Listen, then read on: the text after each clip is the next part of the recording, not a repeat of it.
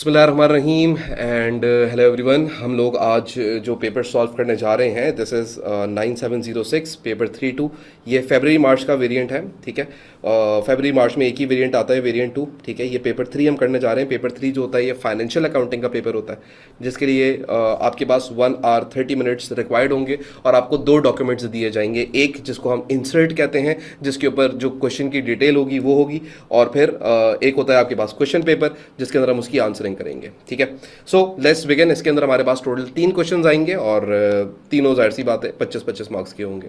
खैर, हर पेपर के अंदर ऐसा ही होता है A2 के। सबसे पहला क्वेश्चन अभी हम जो करने जा रहे हैं ये है क्वेश्चन नंबर 1। तो क्वेश्चन 1 को देखते हैं। बोलता है the statement of financial position of CF limited were as follows. अब आपको CF लिमिटेड की एक बैलेंस शीट बना के दे दी है। अच्छा, बैलेंस शीट अगर आप देखो तो 2 बैलेंस शीट्स बनी हुई हैं। एक 2023 की बैलेंस शीट बनी हुई है और एक 2024 की बैलेंस शीट बनी हुई है। जस्ट टू बी क्लियर, जितनी भी इंफॉर्मेशन 2023 की बैलेंस शीट से ली जाएगी इसको अज्यूम किया जाएगा कि ये ओपनिंग इंफॉर्मेशन है या ब्रॉड डाउन बैलेंसेस हैं, और इसी तरीके से जो भी बैलेंसेस 31 दिसंबर 2024 के हैं इसको हम अज्यूम करेंगे कि ये हमारे सवाल में क्लोजिंग इंफॉर्मेशन है, यानी कि कैरेट डाउन बैलेंसेस है, यानी कि BD और CDs गिवन है आपको 2 सालों के, मतलब एक इस साल की BD और इसी साल का CD गिवन है, मतलब ऐसे कर। सबसे पहले आपको नॉन करेंट एसेट्स देता है। नॉन करेंट एसेट्स के अंदर आप अगर देखो तो आपके पास ऑफिस प्रेमिसेस है, ठीक है। पहले ये 3,20,000 की थी, फिर 4,18,000 की हो गई। अब ऑफिस प्रेमिसेस के बढ़ने के 2 रीजन हो सकते हैं, या तो नई प्रेमिसेस खरीद ली गई होगी या कोई प्रेमिसेस एग्जिस्टिंग अपवर्ड रीवैल्यू हो गई होगी। 2 में से कोई एक रीजन होगा तभी ये बढ़ रही है वैल्यू। फिर आपको दिया हुआ है ऑफिस इक्विपमेंट। ऑफिस इक्विपमेंट को भी तुम देखो तो ये यूजुअली कम हुआ है, लेकिन आगे जाके सवाल में देखेंगे क्या है। मोटर व्हीकल साल के शुरू में कोई नहीं थी, लेकिन साल के आखिर में 1,16,000 की मोटर व्हीकल्स हो गई, यानी कि आपने कुछ मोटर व्हीकल्स तो खरीदी हैं, ये तो गारंटी है। फिर उसके बाद आप आगे आ जाओ तो करंट एसेट्स गिवन है। पहले आपके पास इन्वेंट्री 54,000 की थी और अब इन्वेंट्री 88,000 की हो गई है। ये मुझे जो सवाल लेके जाता हुआ मुझे नजर आ रहा है, ये स्टेटमेंट ऑफ कैश फ्लो की तरफ लेके जाता हुआ नजर आ रहा है, IS 7 के ऊपर लेके जा रहा है। अच्छा जी, उसके बाद फिर हम लोग अगर आगे आ जाए तो हमारे पास यहाँ पे ट्रेड रिसीवेबल्स हैं। पहले 153 के थे, अब 143 के हो गए हैं। फिर ऐसे ही कैश एट बैंक है। अब कैश एट बैंक देखो तो ओपनिंग दिया हुआ है 4800 का, लेकिन कैश एट बैंक क्लोजिंग कुछ भी नहीं गिवन। भाई इसका मतलब क्या है? इसका मतलब यह है कि तुम्हारा जो बैंक है वो ईयर एंड पे ओवरड्राफ्ट हो चुका होगा, यानी कि उसको कहीं ना कहीं करंट लायबिलिटी में शो किया हुआ होगा। तो ये देखो, ये रहा तुम्हारा ये रहा तुम्हारा बैंक, कौन सा, यही है, ठीक है। 38,000 का बैंक क्या हो चुका है? ओवरड्राफ्ट हो चुका है ईयर एंड पे। तो ईयर के शुरू में 4800 का पॉजिटिव बैलेंस था और ईयर के एंड में बैंक के अंदर तुम्हारे पास नेगेटिव 38,000 पड़ा हुआ है। सिंपल हो गई बात यहां तक। अच्छा, उसके बाद फिर हम लोग आगे बढ़ते हैं। अगली चीज आपको बोलता है कि इक्विटी एंड लायबिलिटीज। तो अब यहां पे आप इक्विटी देखो तो आपका जो ऑर्डिनरी शेयर कैपिटल है जिसकी पार वैल्यू $1 है। This is the most important thing in the question कि हर एक शेयर की पार वैल्यू कितनी है? $1 है। अब अगर हम देखें तो यहां पे पहले हमारे ऑर्डिनरी शेयर कैपिटल 3 लाख का था और फिर हमारा ऑर्डिनरी शेयर कैपिटल 4 लाख का हो गया, यानी कि इसका मतलब कंपनी ने शेयर्स इशू करे हैं। अब शेयर इशू तो 3 तरीके से हो सकते हैं। नॉर्मल इशू हो सकता है, राइट इशू भी हो सकता है और बोनस इशू भी हो सकता है। वो तो नीचे जाके सवाल में बताएगा कि कौन सा इशू हुआ है। प्रीमियम अगर तुम देखो तो प्रीमियम 80,000 से कम हो गया। ये एक हिंट है कि ये बोनस इशू हुआ होगा तभी प्रीमियम कम हो रहा है, वरना अगर राइट इशू या नॉर्मल इशू होता तो प्रीमियम बढ़ना चाहिए उसूलन। तो जनरल रिजर्व है। जनरल रिजर्व पहले कुछ भी नहीं था, अब 30,000 का हो गया। रिवैल्यूएशन रिजर्व पहले कुछ भी नहीं था और अब 1,20,000 का हो गया, यानी कि तुम्हारा कोई ना कोई एसेट रिवैल्यू भी हुआ है इस साल। फिर उसके बाद रिटेन अर्निंग्स तुम्हें दिया हुआ है ओपनिंग 345,800 और क्लोजिंग दिया हुआ है 207,000 का। अब ये तो हो गया तुम्हारा सारा काम यहां तक। उसके बाद आगे तुम देखो तो नॉन करंट लायबिलिटीज देता है। नॉन करंट लायबिलिटीज में वो बोलता है कि पहले कुछ भी नहीं था, लेकिन इस साल आपने कोई एक डिबेंचर लिया है, कोई लोन लिया है, कितने का? 80,000 का। फिर आ जाओ करंट लायबिलिटी के सेक्शन के ऊपर। करंट लायबिलिटीज के अंदर तुम्हारे ट्रेड पेबल्स पहले 81 के थे, अब 104 के हो गए, यानी कि इंक्रीज इन ट्रेड पेबल हो गया। फिर उसके बाद अगर तुम देखो तो तुम्हारा एक 12% वाला डिबेंचर था। अब याद रखिएगा ये 8% वाला डिबेंचर है, ये 12% वाला डिबेंचर है, तो ये 2 डिफरेंट डिबेंचर्स हैं। एक मैंने लोन लिया हुआ है किसी से 8% के रेट पे और एक किसी से मैंने लोन लिया हुआ है 12% के रेट पे। जिस बंदे से मैंने 8% के लोन रेट पे लोन लिया हुआ है उसको तो मैंने 2030 में पैसे देने हैं और आज जो मेरा साल है है वो साल चल रहा है दिसंबर 2024, तो इसका मतलब ये तो लॉन्ग टर्म लायबिलिटी हो गई। लेकिन ये जो लोन है ये मैंने 2024 में पे कर दिया है, तो ये मेरी करंट लायबिलिटी के अंदर शो हो रहा था। साल के शुरू में ये करंट लायबिलिटी था, लेकिन साल के आखिर में अब कुछ नहीं बचा। इसका मतलब ये वाला जो लोन है ये पे ऑफ हो चुका है, ये लोन मैं उतार चुका हूं। कब उतारा है, किस डेट को उतारा है, कितना इंटरेस्ट बनेगा, वो बात की बात है, एडजस्टमेंट्स में डेट्स वगैरह सारी चीजें मेंशन होंगी। बट हमें यहां से देख के क्या नजर आ रहा है कि यार एक लोन मैंने, ये वाला लोन मैंने एक्वायर किया है यानी कि लिया है, और ये वाला लोन मैंने पे ऑफ किया है यानी कि दे दिया है। लायबिलिटी बढ़ जाने का मतलब लोन आ गया, लायबिलिटी कम हो जाने का मतलब लोन चला गया। क्लियर? तो अब ये आपको एक बैलेंस शीट बना के दी हुई है, और उसके बाद इसने आपको यहां पे आखिर में टोटल इक्विटी और लायबिलिटीज का सेक्शन दे दिया कि भाई आपकी टोटल इक्विटी और लायबिलिटीज का हिसाब किताब ये बनता है। मैंने कहा ठीक है, आगे बताओ अगली बात क्या। अब आपको वो बोलता है next information, additional information. Additional information के अंदर अगर हम देखें तो इसके अंदर सबसे पहले उसने कुछ एडजस्टमेंट्स दे दी हमें। आज भाई इन एडजस्टमेंट्स को बड़े गौर से देखते हैं। सबसे पहली एडजस्टमेंट बोलता है on 1 January 2024। 1 January 2024 is the opening date, right? क्योंकि जनवरी 1 से लेकर दिसंबर 31 2024 ये हमारा अकाउंटिंग पीरियड है। तो पहले दिन ही क्या हुआ, आपकी एक ऑफिस प्रेमिसेस थी, had been revalued upwards by 1,20,000 रुपए।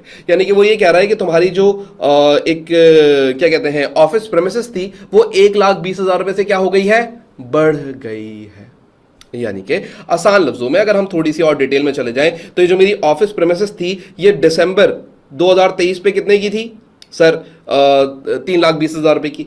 अगर दिसंबर 2023 पे ये 3,20,000 की थी तो 1 जनवरी को 2024 को भी ये कितने की होगी सर, 3,20,000 रुपए की होगी। लेकिन ऑन सेम डे ऑन 1 जनवरी 2024 ये एसेट रिवैल्यू हो गया अपवर्ड। कितने से अपवर्ड रिवैल्यू हो गया, 1,20,000 से रिवैल्यू हो गया। तो इसकी जो टोटल वैल्यू बननी चाहिए वो टोटल वैल्यू इसकी बननी चाहिए 320 प्लस 120 इज इक्वल टू 440। यानी कि मेरा एसेट टेक्निकली कितने का हो गया, 440,000 का हो गया था at the start of the year, and at the end of the year मेरा एसेट कितने का शो हो रहा है, 418,000 का। तो इसका मतलब ये हो गया कि जो मेरा एसेट 440 का था ईयर के स्टार्ट में, वो ईयर के एंड में 418 का हो गया। तो इसमें से अगर हम 418 माइनस करें तो ये जो 22,000 मेरे पास आ रहा है, टेक्निकली इसको हम क्या बोलेंगे, इसको हम बोलेंगे कि ये हमारा एसेट डेप्रिशिएट हुआ है। ये इसकी क्या हो गई, डेप्रिसिएशन हो गई। दोबारा गौर से देखें क्या बात बोली मैंने बोला कि साल के शुरू में मेरा एसेट 1,20,000 से बढ़ गया। साल के शुरू में जब बढ़ा नहीं था तो फिर पिछले साल के आखिर में कितने का था, 3,20,000। बढ़ा कितने का, 1,20,000। टोटल कितना हो गया, 4,40,000। लेकिन साल के आखिर में बचा कितने का, सिर्फ 4,18,000 का। तो 22,000 का एसेट क्या हो चुका है, डेप्रिशिएट हो चुका है।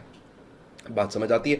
इसी तरीके से ये एडजस्टमेंट हम लोगों ने कर ली, तो साथ साथ ये इधर हो जाएगा और फिर नीचे रिवैल्यूएशन रिजर्व में तो पहले ही आपको नजर आ रहा है कि 1,20,000 का एसेट बढ़ गया था क्योंकि बैलेंस शीट तो ऑलरेडी बन चुकी है। ठीक है, आगे आज अगली चीज वो आपको बोलता है नंबर 2 ऑन सितंबर 2024, यानी कि 1 सितंबर 2024, यानी कि कब की बात कर रहा है, ड्यूरिंग द ईयर। तुम्हारा अकाउंटिंग पीरियड क्या है, कभी भी सवाल सॉल्व करते हुए तुम्हारे दिमाग में ये हमेशा रहना चाहिए कि हमारा अकाउंटिंग पीरियड 1 जनवरी 2024 है और हमारा ईयर एंड 31 दिसंबर 2024 है।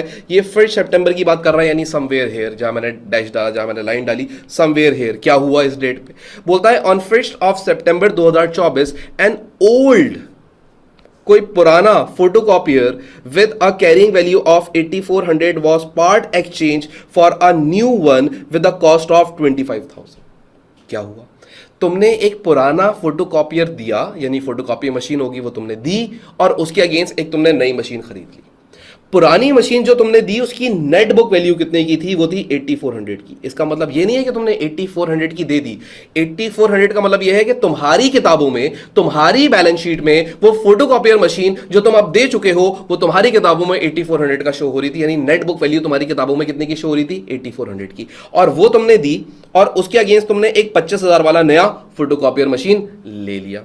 बोलता है कि भाई a loss on disposal of 3,500 was recorded, और बोल रहा है 3,500 रुपए का लॉस हो गया था ऑन डिस्पोजल। डिस्पोज किसको किया है, इसको डिस्पोज किया है। तो ये जो 8400 वाली चीज है, जब मैंने इसको डिस्पोज किया, जब मैंने इसको बेचा, जब मैंने इसको सेल किया, तो उसके ऊपर मुझे 3,500 रुपए का नुकसान उठाना पड़ा।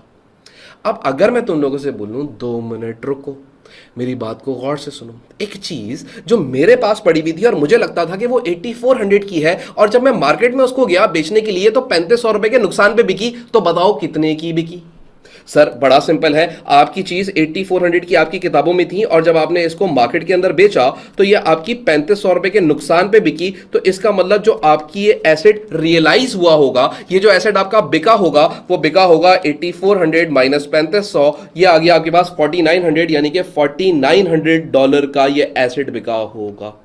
अगर 8400 वाला एसेट 4900 का बिके तो कितने का नुकसान उठाओगे? 3500 का। तो ये क्या है? Net book value. ये क्या है तुम्हारे पास? Market value. ये क्या है तुम्हारे पास? Loss on disposal. समझ रहे हो क्या कह रहा हूं? ये बात समझ आ रही है कि मैं क्या कह रहा हूं? ये बड़ा इंपॉर्टेंट है ना आपके लिए।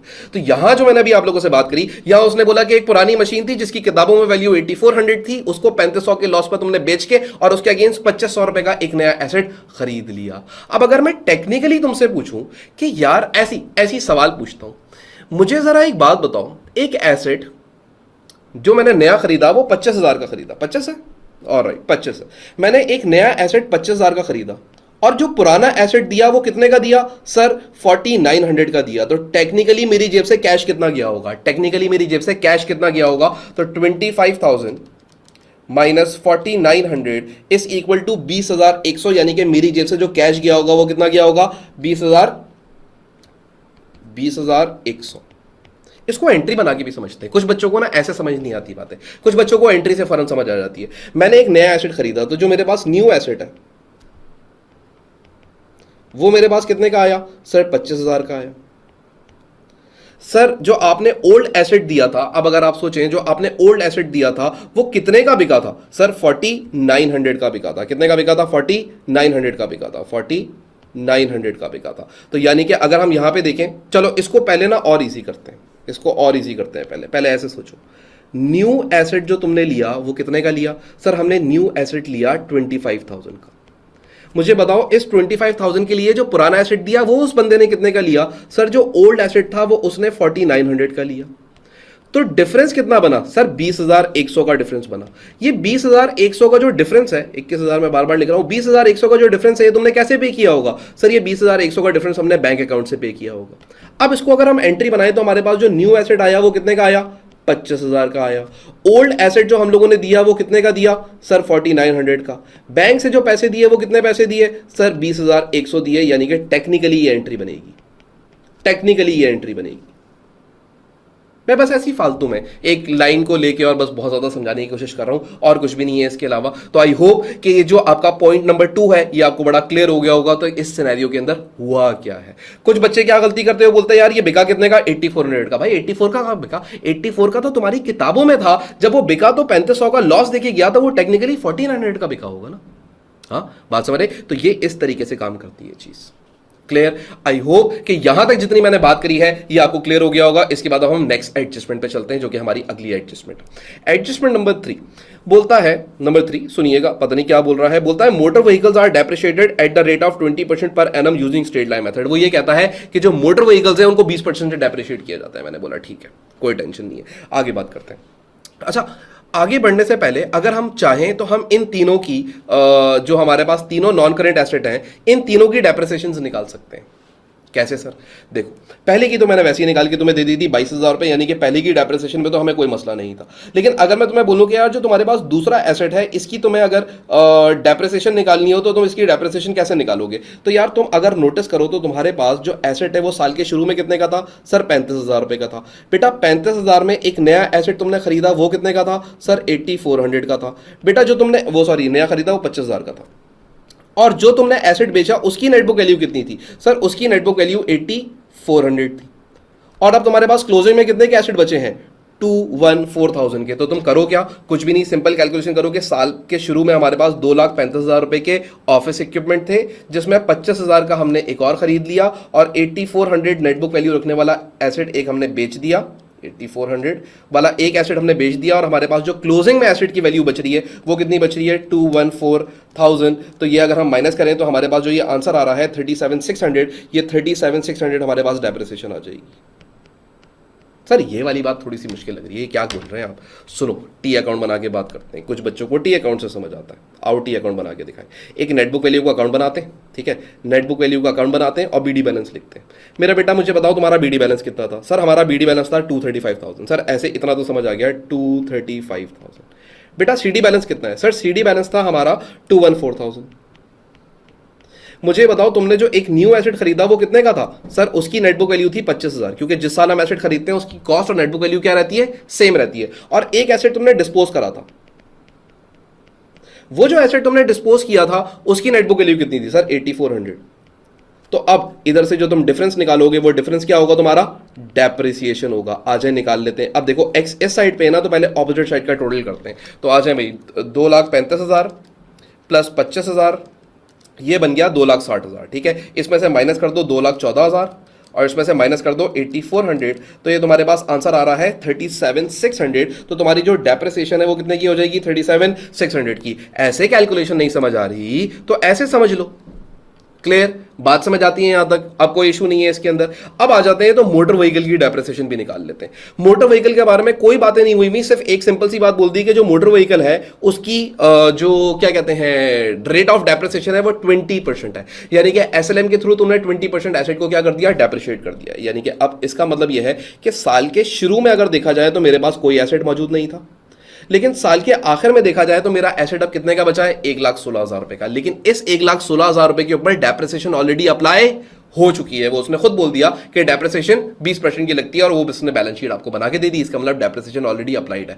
तुम्हारा काम यह है ये जानना, ये पहचानना, ये मालूम करना कि भाई यहां पे डेप्रिसिएशन कितनी है। अब ये बड़ा सिंपल है। देखो मैं तुम्हें ना इसको मैथमेटिक्स की डायरेक्ट प्रोपोर्शन से समझाता हूं। क्या इतनी बात समझ आती है कि 1,16,000 रुपए जो अमाउंट है ये आफ्टर डेप्रिसिएशन है?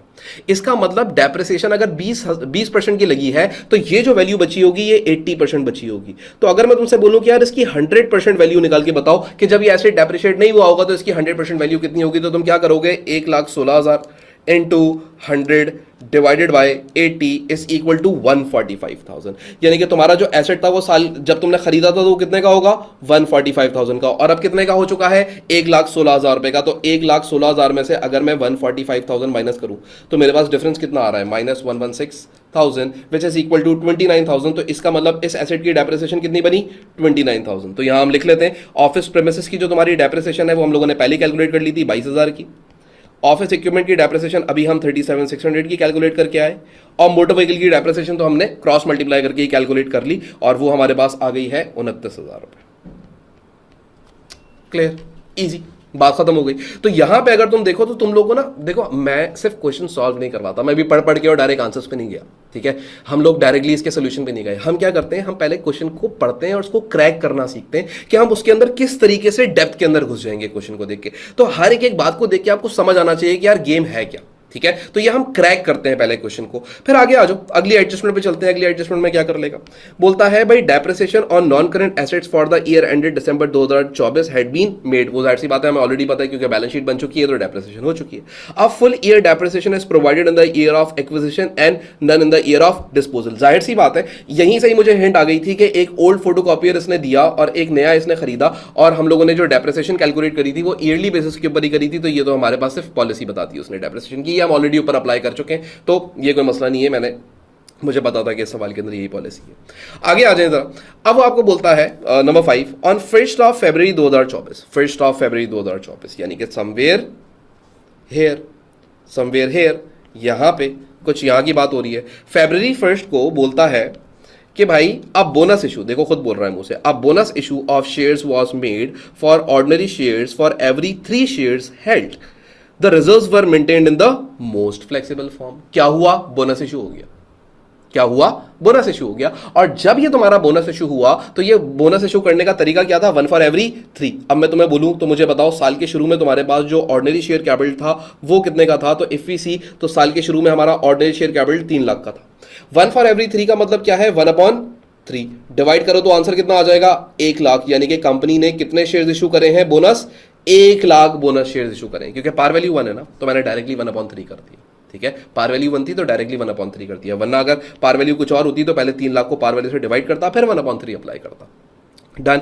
अच्छा, अब इसका मतलब ये हुआ कि मेरी कंपनी ने 1 लाख बोनस इशू करे हैं और यहां से ये प्रूफ भी हो रही है बात कि हाँ 3 लाख से 4 लाख हो गए तो 1 लाख बोनस इशू हुए हैं। अब सवाल ये है कि इसकी एंट्री क्या बनेगी, तो आ जाए इसकी एंट्री बना लेते हैं। यार आपकी कंपनी बोनस इशू कर रही है, बोनस इशू एक स्क्रिप्ट इशू होता है।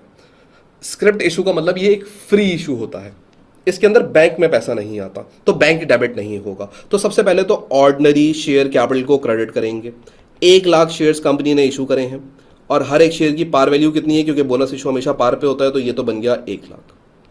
अब ये बोनस इशू जब किया गया तो उसने खुद बोला कि बोनस इशू वर मेड और उसके अंदर जो रिजर्व थे वो मोस्ट फ्लेक्सिबल फॉर्म के अंदर इस्तेमाल किए गए। तो याद करो हमने क्या पढ़ा था कि जब भी बोनस इशू होगा तो सबसे पहला रिजर्व कौन सा इस्तेमाल किया जाएगा, रिटेन अर्निंग। फिर कौन सा इस्तेमाल, वो रिटेन अर्निंग बोल रहा हूँ, अस्तगफिरुल्लाह, शेयर प्रीमियम। शेयर प्रीमियम के बाद दूसरा जो रिजर्व इस्तेमाल करोगे आप वो जनरल रिजर्व, और सबसे आखिर में जो आप रिजर्व इस्तेमाल करते हो वो रिटेन अर्निंग है। अब अगर यहां पे तुम आके देखो तो तुम्हारी बैलेंस शीट के अंदर क्या तुम्हें जनरल रिजर्व वो सॉरी पहले शेयर प्रीमियम देखो, क्या शेयर प्रीमियम दिया हुआ है, हाँ सर दिया हुआ है, लेकिन कितने का है, 80,000 का। लेकिन बोनस इशू तुमने कितने के करे हैं सर, 1 लाख के। तो क्या सारा का सारा पैसा शेयर प्रीमियम से निकल सकता है, नहीं निकल सकता। तो शेयर प्रीमियम से सिर्फ उतना पैसा निकाला जाएगा जितना निकल सकता है, 80,000। अब टेक्निकली देखो, जब शेयर प्रीमियम को मैंने डेबिट कर दिया 80,000 से, तो अब शेयर प्रीमियम में कुछ भी नहीं बचा, सारा चला गया। लेकिन अभी भी 20,000 रुपए रिमेनिंग है। 20,000 कहां से निकालूं, तो जो अगला रिजर्व है मेरे पास वो है revaluation general reserve. General reserve खाली पड़ा हुआ है, तो उसके बाद अगला रिजर्व आपको पता है ना, रिवैल्यूएशन रिजर्व से हम कभी भी बोनस इशू नहीं कर सकते। तो उससे जो अगला रिजर्व है हमारे पास वो कौन सा था, रिटेन अर्निंग। हाँ रिटेन अर्निंग में पैसे पड़े हुए थे, तो अब अगली एंट्री के अंदर हम रिटेन अर्निंग्स को डेबिट करेंगे, कितने से, 20,000 रुपए से। ये टेक्निकली बिजनेस ने एंट्री बनाई होगी। रिटेन अर्निंग से 20,000 निकाले होंगे, शेयर प्रीमियम से 80,000 निकाले होंगे, ऑर्डिनरी शेयर कैपिटल 1 लाख रुपए या $1 का इशू कर दिया होगा। इस लाइन का मतलब ये है टेक्निकली। तो हम लोगों ने क्या किया, इसकी एंट्री भी बना ली है। तो आप लोग एएस लेवल से ही पढ़ते हुए आते हो, तो कोई खास ऐसा मसला नहीं। अब आगे आ जाओ तो अगली बात, dividends paid during the year. बोलता है डिविडेंड्स आपने पे करे हैं, बोलता है ऑन 1 मार्च, पहला डिविडेंड आपने पे करा है 1 मार्च को। बोलता है final dividend of 0.11 per share all shares issued at December 2023। बोल रहा है दिसंबर 2023 तक जितने भी शेयर्स इशू हुए थे ना, उन पे आपने 0.11 शेयर्स 0.11 का डीपीएस दिया, यानी कि डिविडेंड पर शेयर दिया है। मैं तुमसे अगर ये बोलूं कि यार दिसंबर 2023 तक टोटल कितने शेयर्स इशू हुए थे सर, 3 लाख की अमाउंट है और पार वैल्यू 1 है, तो 3 लाख डिवाइडेड बाय 1 बनेगा भी कितना सर, 3 लाख ही बनेगा। तो इसका आ जाओ डिविडेंड निकाल लेते हैं। तो पहले इन्होंने जो डिविडेंड दिया वो 3 लाख शेयर्स पे दिया होगा, तो आ जाए निकाल लेते हैं। 3 lakh multiply by dollar, DPS कितना है 0.11, तो डिविडेंड निकाल लो पहले, ये इन्होंने कितना डिविडेंड दिया है, तो 3 lakh into 0.11 which makes in equal 33,000 रुपये। तो ये 33,000 रुपये का तुम्हारे पास डिविडेंड आ जाएगा। तो यहाँ पे हम लोग लाके इसको रिकॉर्ड कर लेंगे कि भाई हमारा जो डिविडेंड आया है वो कितने का आया है, 33,000 का ये आ गया। फिर इसी तरीके से दूसरा जो डिविडेंड है वो आपने अगस्त को दिया, interim dividend of 0.06 per share all shares issued at July 2024। बोल रहा है जुलाई 2024 तक जितने शेयर्स आप इशू कर चुके हो ना, उन सब पे डिविडेंड दिया है। और अगर तुम नोटिस करो तो जो तुम्हारा बोनस इशू था वो किस डेट पे हुआ था सर, 1 फरवरी को। तो इसका मतलब जुलाई के टाइम पे हम इसको भी काउंट में लेंगे। तो अब टोटल शेयर्स हो कितने गए होंगे सर, पहले 3 लाख थे, 1 लाख और हो गए तो 4 लाख हो गए होंगे। 4 लाख पे आप डिविडेंड देने जा रहे हो 0.06 का, तो निकाल लेते हैं इसका 4 lakh into 0.06 is equal to 24,000 रुपए। तो यानी कि ये जो आपने डिविडेंड दिया है ये 24,000 का डिविडेंड दिया। तो आपने 2 डिविडेंड दिए, एक 33,000 का और एक 24,000 का, 2 आपने डिविडेंड्स दिए। ये एडजस्टमेंट आपको क्लियर हुई। अब हम आगे बढ़ते हैं सवाल के अंदर। अगली बात वो आपको बोलता है नंबर 7, बच्चों वाले सवाल होते हैं यार, ये बकवास। बोलता है ऑन 12 दिसंबर बोल रहा हूँ, और the 12% debenture 2024 60,000 was fully paid on 30 जून 2024। अब तुम देखो उसने क्या बोला, बोल रहा है जो 12% वाला डिबेंचर था ना, ठीक है, ये 60,000 रुपए का, ये तुमने पूरा पे कर दिया है। और कब पे करा है, 30 जून 2024 को पे करा है। इसका मतलब जनवरी में था, फरवरी, मार्च, अप्रैल, मई था, जून की भी 30 तारीख को पे हुआ, यानी कि टोटल 6 महीने ये लोन तुम्हारे पास रहा। तो इसके ऊपर जब तुम इंटरेस्ट पे करोगे तो 6 महीने का तो इंटरेस्ट पे करोगे ना। तो अगर मैं तुमसे ऐसे ही बोलूं कि यार इसका इंटरेस्ट बनेगा कितना, तो 60,000 multiply by 12% multiply by 6 divide by 12, तो इसका इंटरेस्ट कैलकुलेट कर लेते हैं कितना बनता है, 60,000। अच्छा, अब इसके अंदर अगर हम आगे बढ़ें तो ये हमारा क्वेश्चन तो यहाँ पे पूरा हो गया। अब हम लोग चलते हैं क्वेश्चन पेपर पे और देखते हैं कि हमारे अब ये सवाल जो हमने पढ़ा है, इस सवाल से रिलेटेड एग्जामिनर हमसे क्या पूछ रहा है। सबसे पहले एग्जामिनर आपको ये बोलता है कि भाई state how a business creates general reserve. Business general reserve कैसे बनाता है। याद रखिएगा, जनरल रिजर्व एक ऐसा रिजर्व होता है जिसको बोला जाता है कि दिस इज रेवेन्यू रिजर्व। इसका मतलब ये वो रिजर्व होते हैं जो रेवेन्यू रिजर्व्स कहलाते हैं, जिसके अंदर हमारे कोर्सेज के अंदर दो ही हम पढ़ते हैं, एक जनरल रिजर्व और एक रिटेन अर्निंग्स। ये वो रिजर्व्स होते हैं जो प्रॉफिट के पैसे से बनते हैं। जब कंपनी प्रॉफिट करती है तो वो प्रॉफिट का पैसा रिटेन अर्निंग में आता है और रिटेन अर्निंग से ही जनरल रिजर्व में ट्रांसफर हो जाता है। तो बेसिकली जनरल रिजर्व जो बन रहा है वो कहां से बन रहा है? रिटेन अर्निंग से बन रहा है। और रिटेन अर्निंग कहां से बन रहा है? प्रॉफिट का पैसा ऐड होता रहता है रिटेन अर्निंग के अंदर। तो टेक्निकली जनरल रिजर्व भी रिटेन अर्निंग से ही बनता है, तो देयरफॉर वो भी रेवेन्यू रिजर्व की कैटेगरी में आता है। अब हमने इसको, क्योंकि जाहिर सी बात है हम लोगों ने एग्जामिनर को प्रॉपर आंसर देना है, एंड जो जिस तरीके से मैंने आंसर स्ट्रक्चर करे हैं इसी तरीके से एग्जैक्ट वे के अंदर आप आंसर्स लिखेंगे। बोलेंगे तो मैं ये स्क्रिप्ट आपको बाद में दे दूंगा, मुझे कोई इशू नहीं होगा, बट मैं आपको बताता हूं जो बच्चे मुझसे स्क्रिप्ट मांगेंगे मैं ये जान जाऊंगा कि वो क्लास के टाइम के ऊपर क्वेश्चन का जो आंसर्स थे वो नहीं लिख रहे थे, और उससे मुझे समझ आ जाएगा कि उसका रिजल्ट नहीं आना। वो स्क्रिप्ट ले ले मुझसे, ये आपकी है मेरी नहीं है, मैं लिख के मैं पढ़ा रहा हूँ ना, पढ़ा के आपको दे दूंगा। लेकिन अगर आप ये स्क्रिप्ट कोई बाद में जो दोबारा जाके रीड करने के लिए ले रहे हो तो कोई फायदा नहीं है। अगर लिखने के लिए ले रहे हो तो फिर बहुत अच्छी बात है, फिर इसका मतलब रिजल्ट आएगा। सबसे पहले वो बोलता है कि state how business creates general reserve. तो भाई a general reserve is created by transferring profit. अब जरा सुनिएगा कैसे हो रहा है? By transferring profit from retained earnings, profit for the year. जो भी आपके पास प्रॉफिट फॉर द ईयर होता है वहां वो रिटेन अर्निंग्स में जाता है और रिटेन अर्निंग्स से ट्रांसफर हो जाता है जनरल रिजर्व में। इस तरीके से जनरल रिजर्व बनता है। लेकिन अब वो आगे यहीं पर रुकता नहीं है, बल्कि आगे वो सवाल बोलता है कि explain why business would create a general reserve. कैसे, क्यों क्रिएट करेगा? तो सबसे पहली चीज वो आपको ये बोलता है कि भाई क्रिएट क्यों करेगा, तो सुने जरा क्रिएट क्यों करेगा। अब बिजनेस क्रिएट्स, अब आंसर देखो कैसे लिखना है। अब business create a general reserve because this enable business to use these funds for future expansion. एक मार्क यहीं पे आ गया, बोला कि भाई जनरल रिजर्व इसलिए क्रिएट किया जाता है क्योंकि इस पैसे को, इस फंड्स को यूज किया जा सकता है फ्यूचर की एक्सपेंशन के अंदर। और the purchase of non current asset, एक और मार्क मिल गया मुझे कि भाई जब मैं नॉन करेंट एसेट खरीदने जाऊं तो इस रिजर्व को इस्तेमाल किया जा सकता है without relying on external borrowing. मैंने एक एक्स्ट्रा बात भी कर दी, क्योंकि ये तुम्हारा अपना जाती पैसा है, तुम्हारा अपना प्रॉफिट का पैसा है, तो तुम्हें बाहर किसी के पास जाना नहीं पड़ेगा। क्या करने के लिए? एक्सपेंशन करने के लिए या नॉन करंट एसेट परचेज करने के लिए। लेकिन ये तो 2 मार्क्स थे, वरना इसकी बातें और भी हैं। और बातें क्या है? और बातें ये हैं कि जनरल रिजर्व को इस्तेमाल किया जाता है आपकी जिंदगी के अंदर।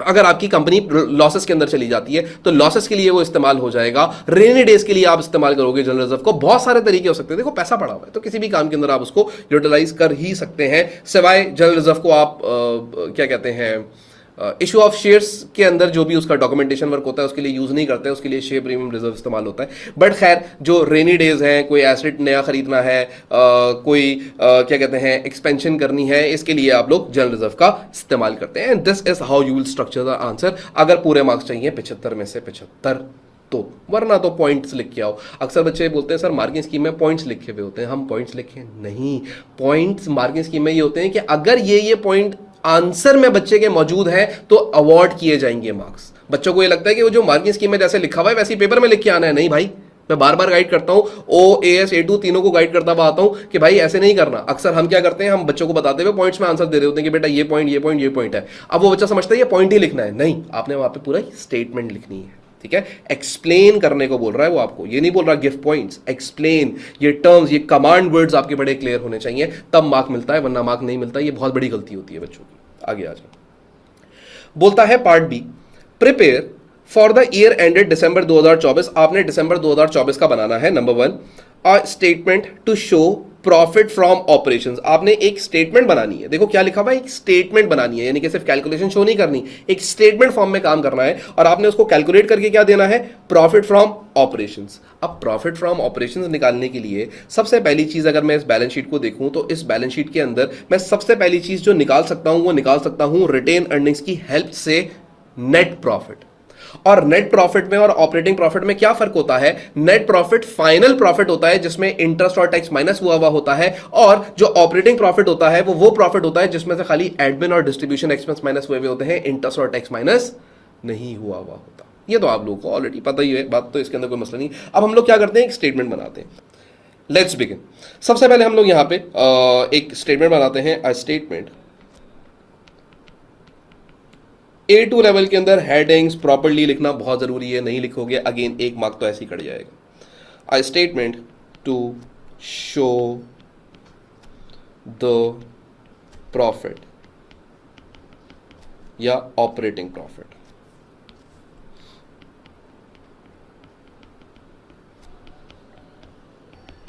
ये एक मैं स्टेटमेंट बनाने जा रहा हूं आप लोग के लिए। मेरा बेटा मेरी बातों को, क्योंकि जब हम पास पेपर्स कर रहे होते हैं तो हर एक बात मेरी इंपॉर्टेंट हो जाती है उस टाइम पे, तो कोई भी चीज इररेलेवेंट नहीं होगी, सारी रेलेवेंट बातें होंगी, ठीक है। सबसे पहले हम लोग स्टार्ट करते हैं हमारा रिटेन अर्निंग का जो भी ओपनिंग बैलेंस था, तो यहां पे हम लिखेंगे बैलेंस एट। अच्छा, कुछ बच्चे क्या करते हैं, यहाँ टी अकाउंट बना के कैलकुलेशन करके आते हैं, अगेन मार्क कटेगा। 1 जनवरी, क्योंकि उसने बोला ना स्टेटमेंट बनानी है, तो स्टेटमेंट बनाओगे 2024। तो आ जाए भाई, सबसे पहले तो हम अपनी रिटेन अर्निंग का 1 जनवरी 2024 का बैलेंस देखते हैं। तो 1 जनवरी 2024 का अगर बैलेंस यहाँ पे देखा जाए तो रिटेन अर्निंग का बैलेंस है 245,800। सो आई विल मेंशन 245,800। अब रिटेन अर्निंग्स में पूरे साल क्या हुआ, अगर हम लोग यहाँ पे देखना शुरू करें तो भाई रिटेन अर्निंग्स के अंदर क्या क्या हुआ, बहुत कुछ हुआ। एक बोनस इशू हुआ था, ठीक है, फिर उसके बाद आपने कुछ डिविडेंड्स पे करे थे, फिर उसके बाद आपने क्या कहते हैं ट्रांसफ़र टू जनरल रिजर्व किया था, और इसके अलावा रिटेन अर्निंग्स के अंदर मुझे कुछ और क्या हो सकता है, ट्रांसफ़र ये किया था, बस यही चीज़ है, ठीक है। अब अगर तुम यहाँ पे देखो तो हम यहाँ पे सबसे पहले लिखते हैं डिविडेंड्स पेड, ये माइनस डिविडेंड्स पेड। अब हमने कौन कौन से डिविडेंड्स पे करे हैं, तो अगर आप लोग यहाँ पे देखो तो हमारे पास जो डिविडेंड्स पेड थे वो हम लोगों ने 2 किए थे। एक हम लोगों ने किया था, कैलकुलेशन हम लोगों ने कहीं करी भी है, एक हमने किया था 3 लाख पे 0.11, तो यहाँ पे आप शो करोगे 3 लाख पे, ये वर्किंग शो करना बहुत ज़रूरी है, मल्टीप्लाई बाय $0.11, और इसका जो हमारे पास आंसर आया था वो एक आया था हमारे पास 33,000, ठीक है। तो 33,000 यहाँ पे आ जाएगा पहली चीज़। दूसरी चीज़, आपने दोबारा से डिविडेंड्स पे करे थे,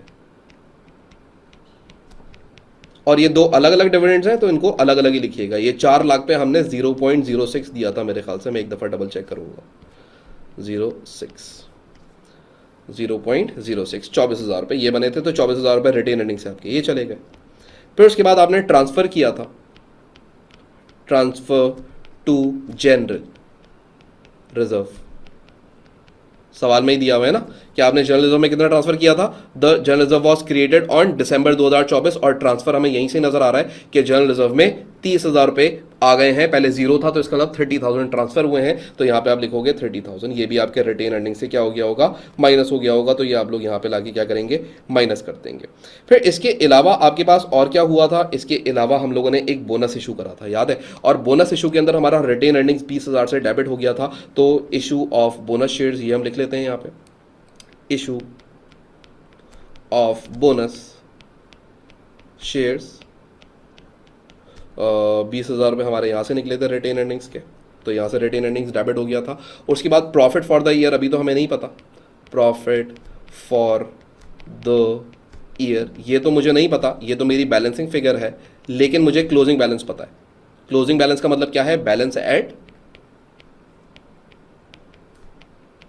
31st of December 2024, और ये जो हमारा बैलेंस है रिटेन अर्निंग का क्लोजिंग बैलेंस, ये आप लोग यहाँ पे आके देख लो, आपको यहाँ पे सवाल में दिया हुआ है 207,000, तो यहाँ पे हम लिखेंगे 207,000। और अब हम क्या करेंगे, इसकी कैलकुलेशन करके प्रॉफिट पहले निकाल लेते हैं। This is the net profit, ये जो तुम्हारे पास आएगा ना, this is not the operating profit, ये तुम्हारे पास आएगा नेट प्रॉफिट।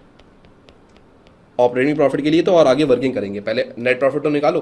तो भाई ये आपके पास आ गया 245,800, ये है ना, अपनी राइटिंग कभी कभी हमें समझ नहीं आती। हाँ 245,800 minus 33,000 minus 24,000 minus 30,000 minus 20,000 minus 207,000, तो ये मेरे पास आ रहा है भाई 68,200। तो यहाँ पे हम लिखते हैं कि हमारा जो प्रॉफिट आ रहा है वो 68,200 आ रहा है, ये मैंने एग्जामिनर को निकाल के दे दिया। But this is what, this is net profit. अभी हमारा काम खत्म नहीं हुआ, अब हम यहाँ पे लिखेंगे नेट प्रॉफिट, नेट प्रॉफिट जो कि हमारे पास निकल के आ चुका है ऊपर वर्किंग से 68,200 का।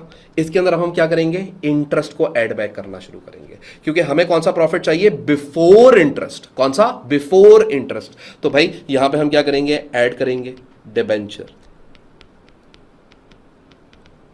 इंटरेस्ट।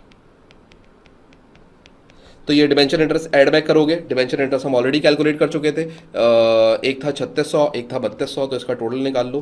3600 प्लस 3200 कितना होता है, 3600 प्लस 3200 इस इक्वल टू 6800।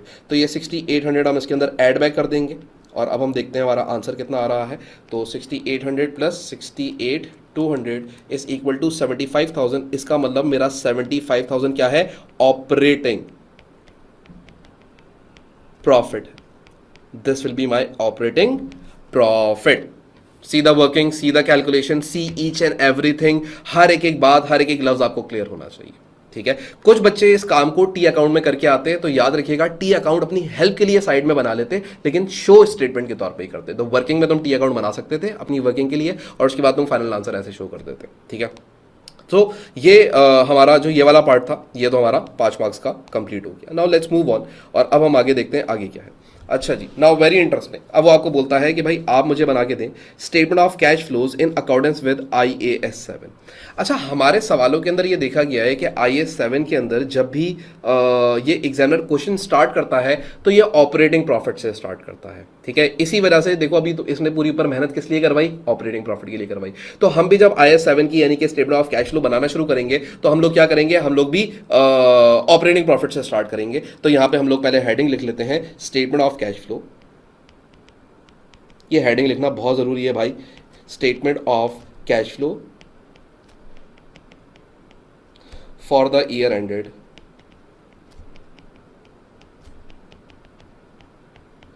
31 दिसंबर 2024। ये नहीं लिखोगे मार्क कटेगा, ये बात याद रखिएगा, ठीक है। ये लिखना बड़ा लाजमी है, ठीक है। अब आप लोगों ने यहां पे क्या करना है, एक स्टेटमेंट बना के शो करना शुरू कर देनी है एग्जामिनर को। सबसे पहले we will start with the first heading. तो यहां पे हम लिखेंगे जो हमारी पहली हेडिंग होती है, cash flow from operating activities. ये पहली हेडिंग आ गई हमारी, ठीक है। अब इस कैश फ्लो को बनाना शुरू करते हैं। अच्छा, ऑलमोस्ट हम सवाल को क्रैक कर चुके हैं, सवाल में कुछ खास बचा नहीं है, तो इसलिए अब हम लोग इसको बहुत आराम आराम से कर सकेंगे। So we will start with profit from operations, और we can call it operating profit. जो हम लोगों ने भी कैलकुलेट कर लिया था, वो हमारे पास कितना था, अल्लाह आपका भला करे, 75,000। ओके, तो यहां पे हम लाके 75,000 का पहले तो ये ऑपरेटिंग प्रॉफिट रिकॉर्ड कर लेते हैं। तो भाई 75,000 आ जाएगा। अब इसके अंदर हम लोगों ने क्या करना है, इसके अंदर हम लोगों ने कुछ भी नहीं करना। जितने भी नॉन कैश एलिमेंट्स होंगे, जो नॉन कैश एक्सपेंसेस हैं, वो इसके अंदर हम लोगों ने ऐड बैक करना शुरू कर देने हैं, और जो नॉन कैश इनकम्स होंगी उसको यहां से सब्ट्रैक्ट करना शुरू कर देंगे। अच्छा, मेरे दिमाग में इस सवाल को लेके कोई नॉन कैश इनकम थी नहीं, या मुझे नजर नहीं आई, ठीक है। तो हम लोग बात करना स्टार्ट करते हैं। तो भाई सबसे पहले हमारे पास जो भी नॉन कैश एक्सपेंसेस थे, तो यहां पे आ जाओ सवाल में। तो we will start with the depreciation. क्या हमें तीनों की डेप्रिसिएशन पता है? तो ये तीनों की डेप्रिसिएशन को हम क्या करेंगे, वापस ऐड बैक करेंगे। बहुत बुरा स्क्वायर बना है, ठीक है। तो इसको अभी भी कोई बहुत खूबसूरत नहीं बना, लेकिन चलें काम चलाएं, ठीक है जी। ये तीनों डेप्रिसिएशन है, और इसको हम क्या करेंगे, ऐड बैक कर देंगे, राइट। क्योंकि ये नॉन कैश एक्सपेंसेस हैं, और हमने क्या बनानी है, कैश स्टेटमेंट बनानी है। इसका मतलब नॉन कैश एलिमेंट्स को वापस ऐड बैक करना शुरू करेंगे। तो यहाँ पे हम लोग सबसे पहले आते हैं, और यहाँ पे आके हम रिकॉर्ड करते हैं डेप्रिसिएशन। तो भाई सबसे पहले हम लिखेंगे depreciation on premises. Working already done, so answer is 22,000. I'll mention 22,000 over here. फिर उसके बाद हम लोग अगली लिखेंगे डेप्रिसिएशन, डेप्रिसिएशन ऑन, अगला कौन भाई था हमारा, ऑफिस इक्विपमेंट था।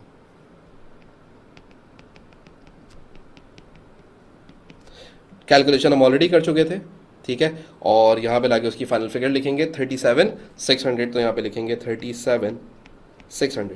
फिर उसके बाद हम लोग आगे आ जाते हैं। तो अगला है हमारे पास मोटर व्हीकल की 29,000 की। तो यहाँ पे हम लिखेंगे motor depreciation on motor vehicle. अच्छा ये मेरा भंड है, देखो EQP लिखा है मैंने, जानबूझ के नहीं लिखा, मुझसे भी गलती हुई है ये, ठीक है। नहीं करना पेपर में, पूरा लिखना इक्विपमेंट, क्या लिखना, पूरा इक्विपमेंट लिखना, वरना मार्क कटेगा। शॉर्ट फॉर्म नहीं यूज कर सकते किसी भी फाइनेंशियल स्टेटमेंट में। कोई भी ऐसी टर्म नहीं दिखनी चाहिए जो जार्गन हो, क्योंकि ये किसके लिए, कैश फ्लो कौन देखेगा, एक आम इंसान देखेगा, इन्वेस्टर देखेगा, शेयर होल्डर देखेगा, तो उसको ईजी टू अंडरस्टैंड होनी चाहिए हमेशा। बात समझे, इसी को बोला जाता है qualitative characteristics of financial statements. तो ये जब भी आप बनाते हो तो आपने बिल्कुल ही ऐसे वर्ड्स यूज नहीं करने के, उसको समझनी है। आप EQP का मतलब वो कुछ भी ले, तो पूरा लिखो इक्विपमेंट। अब यहां पे आ जाओ, तो ये आपके पास है 29,000।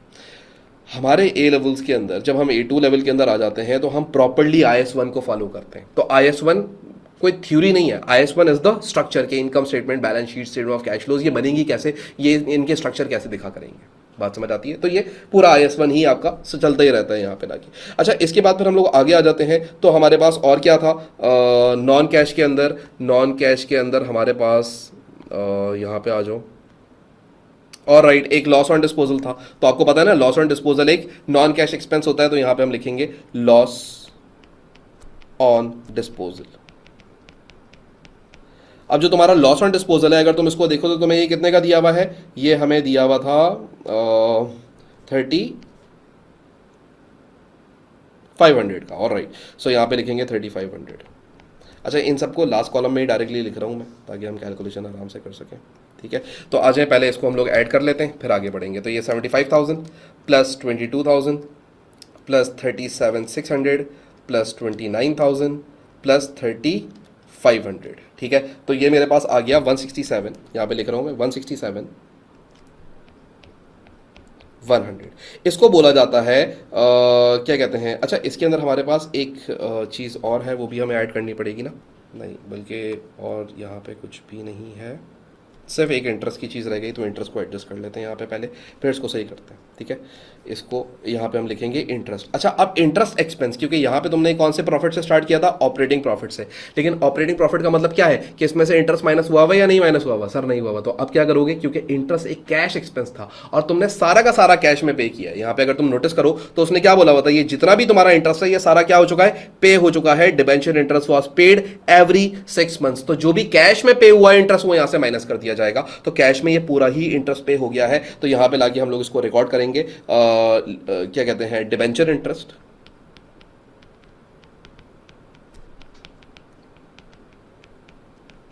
ये लेस हो रहा है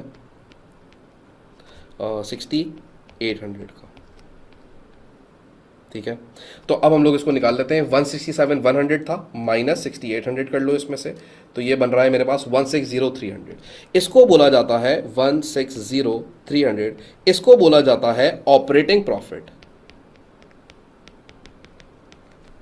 नहीं, फिर हमसे गलती हो जाएगी, फिर इसको ऑपरेटिंग प्रॉफिट नहीं बोल सकते, ठीक है। फिर इसको ऐसे ही रहने दो और आगे बढ़ते हैं। अब हम लोग क्या करेंगे, वर्किंग कैपिटल की चेंजेस को भी डायरेक्टली रिकॉर्ड करना स्टार्ट कर देते हैं, वरना वो operating profit before changing working capital यही आना चाहिए था, ऊपर वाला ही 167 वाला, लेकिन हमने नहीं लिखा, इसका कोई मार्क नहीं होता, तो कोई मसला नहीं है। अब हम लोग क्या करेंगे, अब हम लोग आगे बढ़ेंगे और इसके अंदर जो वर्किंग कैपिटल की चेंजेस हैं उनको रिकॉर्ड करना स्टार्ट करेंगे। अब वर्किंग कैपिटल की चेंजेस को अगर आप लोग यहाँ पर रिकॉर्ड करना स्टार्ट करें तो भाई सबसे पहले हमारे पास क्या है, तो भाई आ जाए इन्वेंट्री को देखते हैं।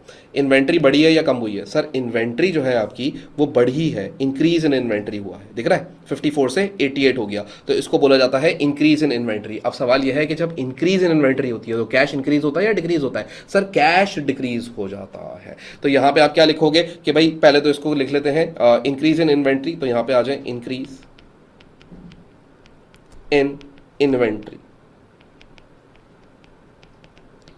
और जो आपका इंक्रीज इन इन्वेंट्री है वो कितना है, तो आप लोग यहां से निकाल लें, ये आ जाएगा 54 माइनस 88, तो ये आ गया 34 का, तो यानी कि 34,000 का आपका इंक्रीज इन इन्वेंट्री आ गया। तो increase in inventory leads to decrease in cash. ऐसे करके सवाल को सॉल्व करने में आसान होता है, वरना इसके पीछे पूरा कॉन्सेप्ट भी हमने पढ़ा है IS7 के अंदर कि ऐसा क्यों होता है। फिर उसके बाद आप आगे देखो, तो अब रिसीबल्स पे आ जाओ, तो जो आपके ट्रेड रिसीबल्स यहाँ पे गिवन है उसके अंदर क्या हो रहा है, डिक्रीज हो रहा है। तो decrease in trade receivables means increase in cash, तो 153 माइनस 143 इज इक्वल टू 10,000, तो ये 10,000 आ गया, राइट। सो यहाँ पे हम लिखेंगे डिक्रीज in trade payables, और डिक्रीज इन ट्रेड पेबल मतलब इंक्रीज इन कैश, क्योंकि ट्रेड पेबल कम हुआ तो उसने हमें क्या दिया होगा, कैश दिया होगा। तो यहाँ पे आपके पास आ रहा है ये 10,000 का, तो ये 10,000 हम लोग यहाँ पे लाके मेंशन कर देंगे। फिर उसके बाद हम लोग आगे आ जाओ, तो अगली चीज तुम्हें दी हुई है ट्रेड पेबल्स, और वो ट्रेड पेबल्स ये रहे, तो तुम्हारे ट्रेड पेबल इंक्रीज हुए हैं। अब increase in trade payable, decrease in cash, right, वो सॉरी इंक्रीज इन कैश। तो 81,000 माइनस 104,000, तो तुम्हारे पास आ गया ये 23,000 रुपए का। तो ये इंक्रीज इन कैश के अंदर तुम डाल दोगे, तो यहां पे तुम लिखोगे इंक्रीज इन ट्रेड पेबल, और ये कितना आ रहा है हमारा 23,000, ठीक है। और यहां पे हमारा ये काम खत्म हो गया। तो अब इसका हम लोग पहले आंसर निकाल लेते हैं और फिर आगे बढ़ते हैं, ठीक है। सो 75,000 plus 22,000 plus 37,600 plus 29,000 plus 3,500 minus 6,800 minus 34,000 ही था, ठीक है, प्लस 10,000 प्लस 23,600। तो ये मेरे पास आंसर आ गया है। ये हम लोग यहाँ पे लिख लेते हैं, क्या कहते हैं, 159।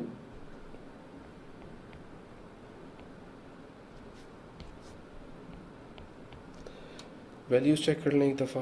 75,000 आ गया, फिर 22,000 आ गया, 37,600 आ गया, फिर 29,000 आ गया, फिर उसके बाद 3,500 आ गया, फिर उसके बाद 6,800 आ गया, फिर उसके बाद 34,000 आ गया, फिर उसके बाद 10,000 आ गया, और फिर 23,000 है, मैंने 23,600 लिख दिया है, 23,000।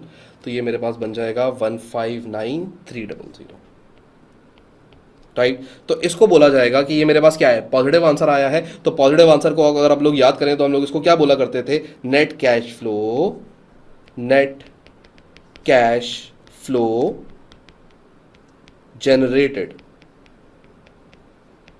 From operating activities.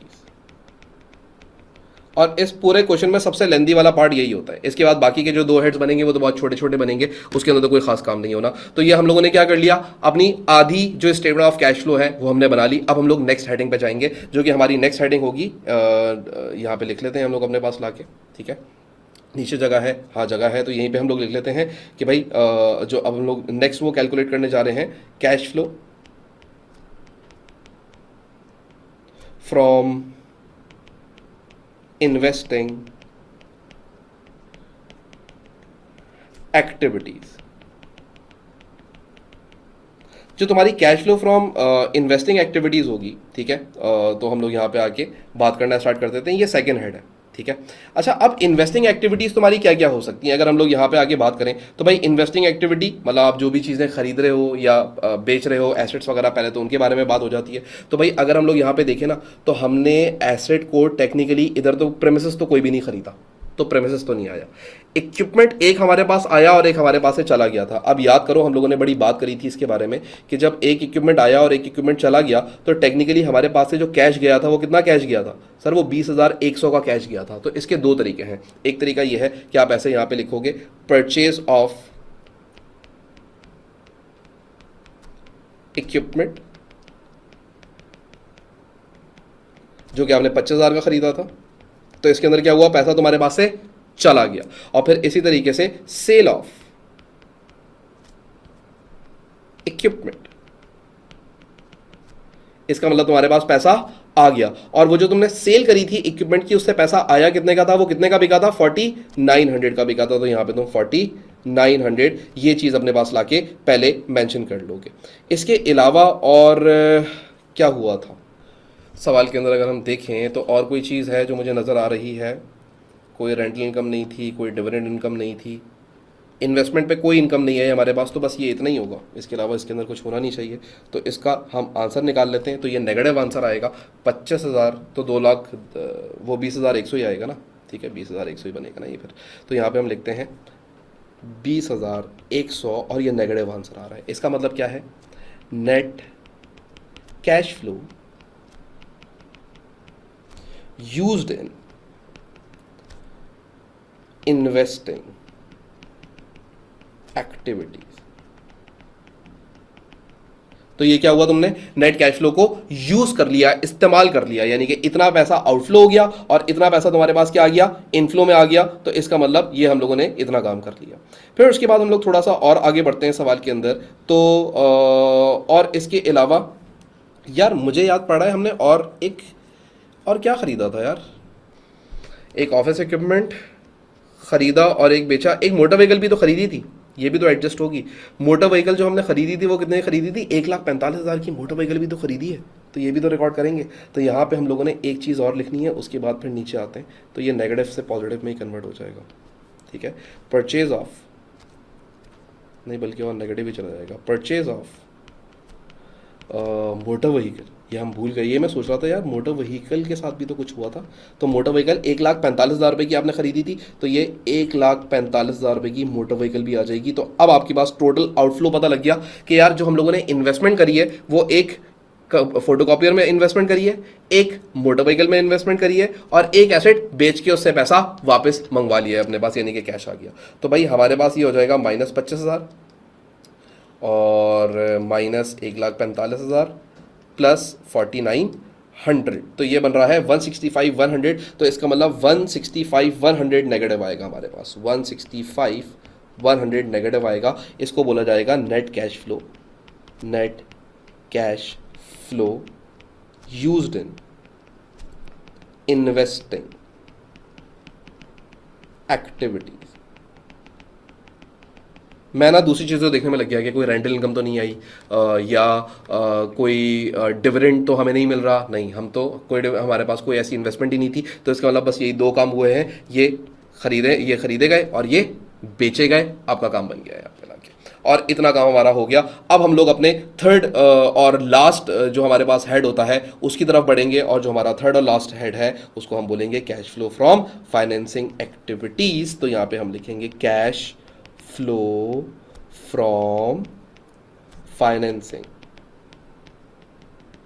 एक्टिविटीज। अब अगर हम लोग फाइनेंसिंग एक्टिविटीज के ऊपर बात करें तो फाइनेंसिंग एक्टिविटीज के अंदर हमारे पास क्या क्या आएगा। सबसे पहले सर आपकी कंपनी ने कुछ शेयर इशू करे थे, लेकिन अब मुझे एक बात बताओ, जो तुम्हारी कंपनी ने शेयर्स इशू करे हैं 3 लाख से 4 लाख शेयर हो गए, क्या ये कैश वाले शेयर्स हैं या नॉन कैश वाले शेयर्स हैं। सर ये बोनस इशू है तो कैश तो नहीं आया होगा, तो इसको क्या स्टेटमेंट ऑफ कैश फ्लोज में रिकॉर्ड करोगे, नहीं करोगे, क्योंकि यहां पे कैश का कोई आना या जाना हुआ ही नहीं। फिर सर उसके अलावा मैं आपको बताता हूं, एक आपने लोन लिया, एक आपने लोन दिया, दो काम तो हमें यहीं पे यही नजर आ रहे हैं, तो हम लोग यहां पे लाके इसको रिकॉर्ड करते हैं। तो सबसे पहले हम लोग यहां पे लिखेंगे कि भाई हम लोगों ने एक लोन लिया है, तो भाई हम यहां पे लिखेंगे issue of debenture, issue of debenture, यानी कि लोन हमने लिया। और ये जो लोन हमने लिया है कितने का लिया, 80,000 का, इसका मतलब 80,000 का पॉजिटिव कैश आ गया। लेकिन इसी तरीके से रीपेमेंट ऑफ डिबेंचर भी हुई है, और वो जो आपने डिबेंचर की रीपेमेंट करी है वो कितने की करी है, 60,000 रुपए की करी है। फिर उसके अलावा अब और यहां पे क्या रिकॉर्ड होता था, कोई डिविडेंड आप अगर पे कर रहे थे तो वो आप रिकॉर्ड करेंगे। तो डिविडेंड्स हमने बिल्कुल पे करे हैं, तो डिविडेंड्स पेड। अब अगर हम डिविडेंड्स पेड देखें तो हमने 2 बार डिविडेंड्स पे करे, तो उसको दोनों बार ब्रेक करके लिखोगे, और आगे चाहो तो डेट भी मेंशन कर सकते हो। तो एक डिविडेंड जो हमने पे करा था दैट वाज 33,000, ये एक हमारे पास से कैश का आउटफ्लो हो गया, पैसा चला गया ना, ठीक है। और इसी तरीके से एक और हमने डिविडेंड पे करा था विच वाज 24,000, तो ये भी पैसा हमारे पास से चला गया। और अब हम लोग क्या करेंगे, अब यहाँ पे हम एक आंसर निकालेंगे पहले। तो ये 80,000 पॉजिटिव है, -60,000 -33,000 -24,000, तो ये मेरे पास आंसर आ रहा है at the and 37,000 negative, 37,000 negative. इसको हम क्या बोलेंगे, इसको हम बोलेंगे net cash flow used in, कहां इस्तेमाल हो गया ये, फाइनेंसिंग एक्टिविटीज में।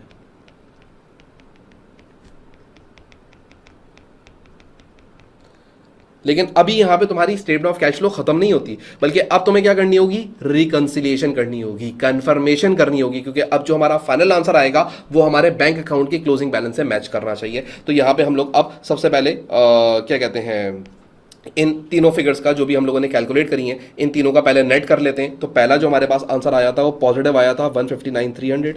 दूसरा जो आंसर आया हमारे पास वो नेगेटिव आया 165,100। और तीसरा जो आंसर आया वो हमारे पास भी नेगेटिव आया 37,000। तो पहले हम इसका फाइनल आंसर निकालते हैं कि हमारे पास नेट इंक्रीज या नेट डिक्रीज आ रहा है। तो 159,300 पॉजिटिव माइनस 165,100 माइनस 37,000 माइनस करने के बाद 42,800 मेरे पास ये आ रहा है। तो मैं इसको बोलूंगा, ये मैं रिकंसिलिएशन कर रहा हूं अब यहां पे, मैं बोलूंगा net decrease in cash and cash equivalent.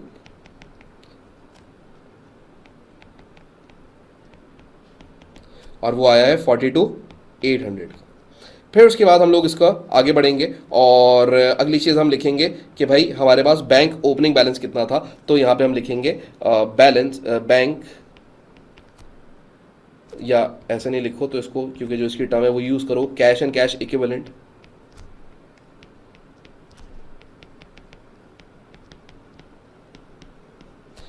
At 1 January 2024। Bank का ओपनिंग बैलेंस कितना था, आओ यहाँ पे आगे देखें।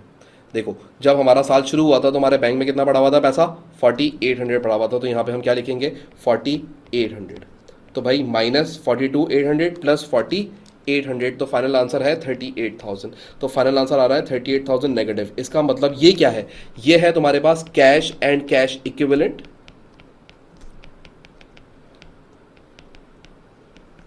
एट 31 ऑफ दिसंबर 2024, यानी कि 31 ऑफ दिसंबर 2024, यानी कि साल के आखिर में तुम्हारे बैंक अकाउंट में कितना बैलेंस पड़ा हुआ है, 38,000 ओवरड्राफ्ट यानी कि नेगेटिव पड़ा हुआ है। और अगर हम यहाँ के आपके देखें तो यहाँ पे हमारा जो आ रहा है वो बैंक बैलेंस क्लोजिंग आ कितना रहा है, 38,000। कहाँ पे आ रहा है, करंट लायबिलिटी में। तो पता लग गया कि इसका मतलब जो भी हमने अभी सवाल के अंदर किया ये सारी चीजें हमने सही करी और आखिर में हमने रिकंसाइल भी कर लिया कि हाँ हमारे बैंक अकाउंट में 38,000 नेगेटिव यानी कि ओवरड्राफ्ट है। So this was your statement of cash flow. If you see it very clearly, तो हम लोगों ने वो सारी बातें यहाँ पे कवर करते हुए आए। पहले हमने ऑपरेटिंग एक्टिविटीज का हेड बनाया, फिर हमने इन्वेस्टिंग एक्टिविटीज का हेड बनाया, और उसके बाद फिर हम लोगों ने आखिर में फाइनेंसिंग एक्टिविटीज का हेड बनाया, और उसके बाद रिकंसिलिएशन करके यहां पे दिखा दी, ये रही रिकंसिलिएशन एंड डन। यहां पे आगे वाला सवाल, जो ये वाला पार्ट था ये खत्म हो गया। ये एक एक्स्ट्रा पेज है वर्किंग वगैरह के लिए, इधर कुछ बचा हुआ है।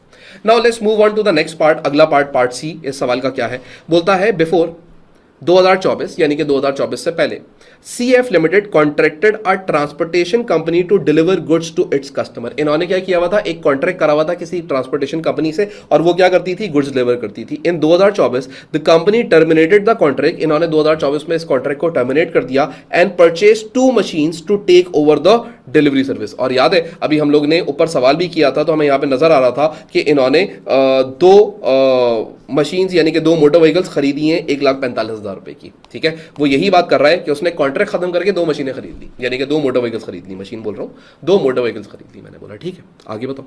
बोलता है एडवाइस करो। अब जरा सुनिएगा, एडवाइस अगेन बच्चे पॉइंट्स में लिख के आते हैं एडवाइस। अबे पॉइंट्स में कौन करता है advice? Advice whether or not CF limited had made a good decision to take over the delivery vehicle services, justify your answer. वो बोल रहा है कि क्या इसने ये अच्छा डिसीजन लिया या नहीं लिया, कि जो इसका पहले बंदा था जिससे ये कॉन्ट्रैक्ट पे रहता था और उससे डिलीवरी करवाता था। तो बहुत अगर इंपॉर्टेंट बात अगर मैं शुरू करूं ना इसके ऊपर, तो मैं बोलूंगा इसने अच्छा ही किया, क्योंकि जितनी ज्यादा चीजें आपके कंट्रोल में होंगी उतना ज्यादा बिजनेस स्केल करने में आसानी रहती है। जितनी चीजें आप आउटसोर्स करोगे और बाहर दोगे उतना ज्यादा स्केल करने में मुश्किलें रहेंगी तुम्हें हमेशा कारोबार के अंदर। ये बात याद रखना, ये दुनिया की एक रियलिटी है। ठीक है, मैंने क्या जवाब लिखा, मेरा जवाब सुने और ये जवाब आप लिखेंगे फिर आगे से।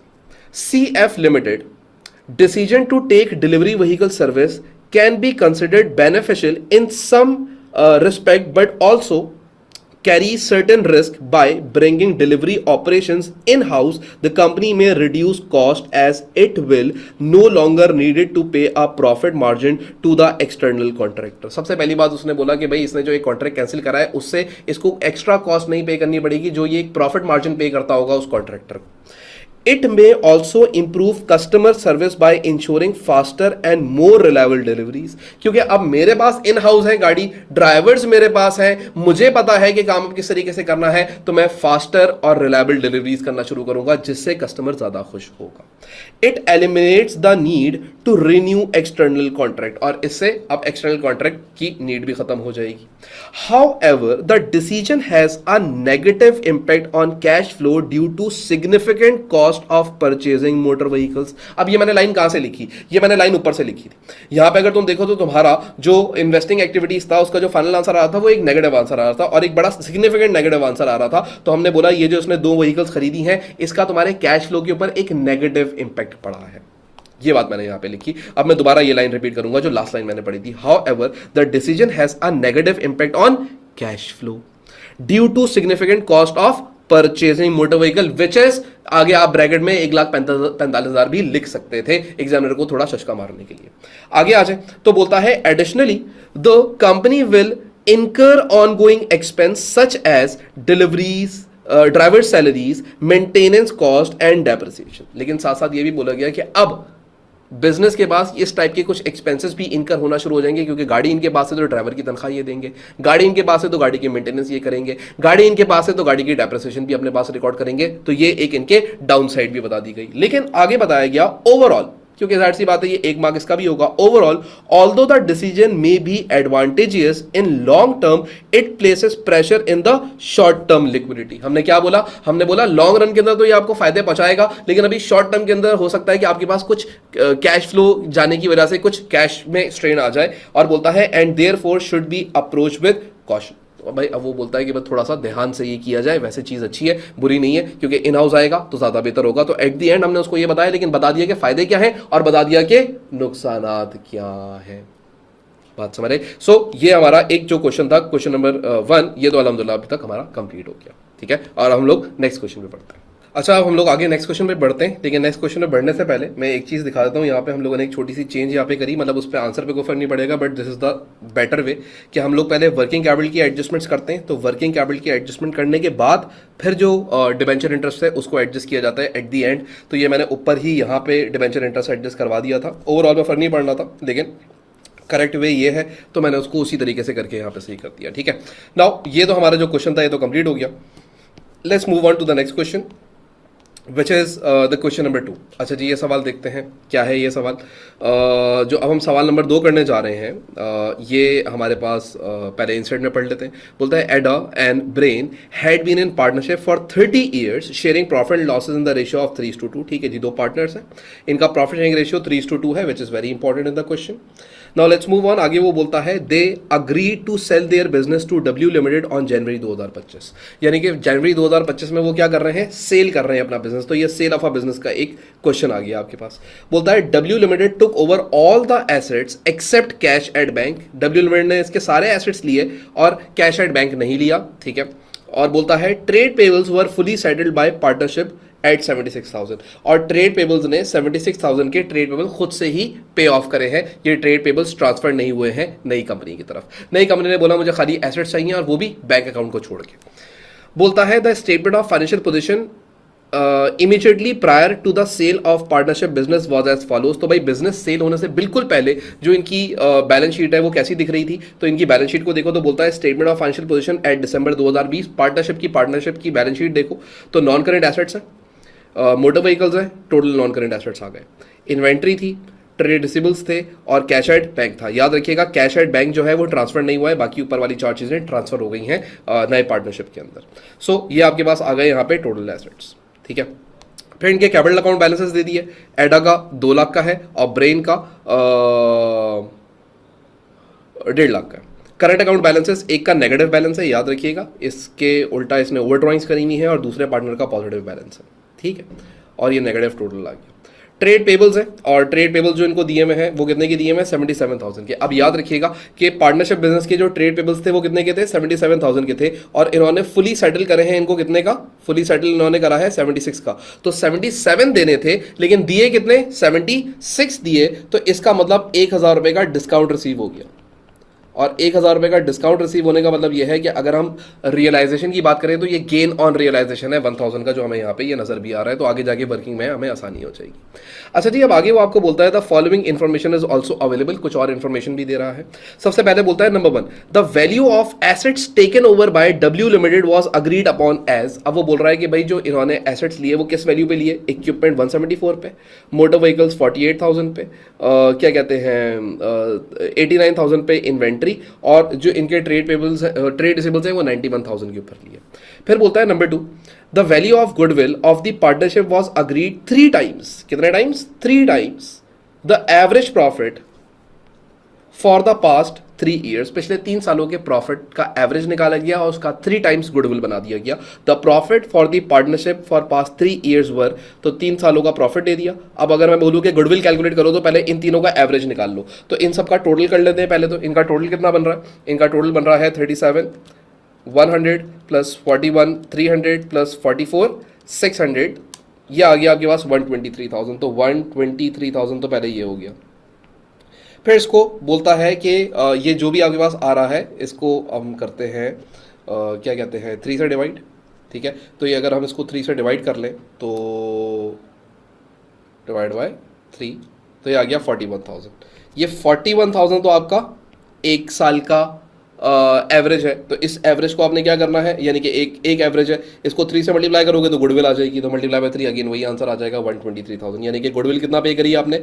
123,000 की गुडविल पे करी है इन्होंने, बिजनेस ने। तो जो नया बिजनेस एक्वायर कर रहा है W limited in partnership business को कितना, ए और बी को कितना दे रहा है? 123,000 की गुडविल दे रहा है। ये इस तरीके से बात हो गई।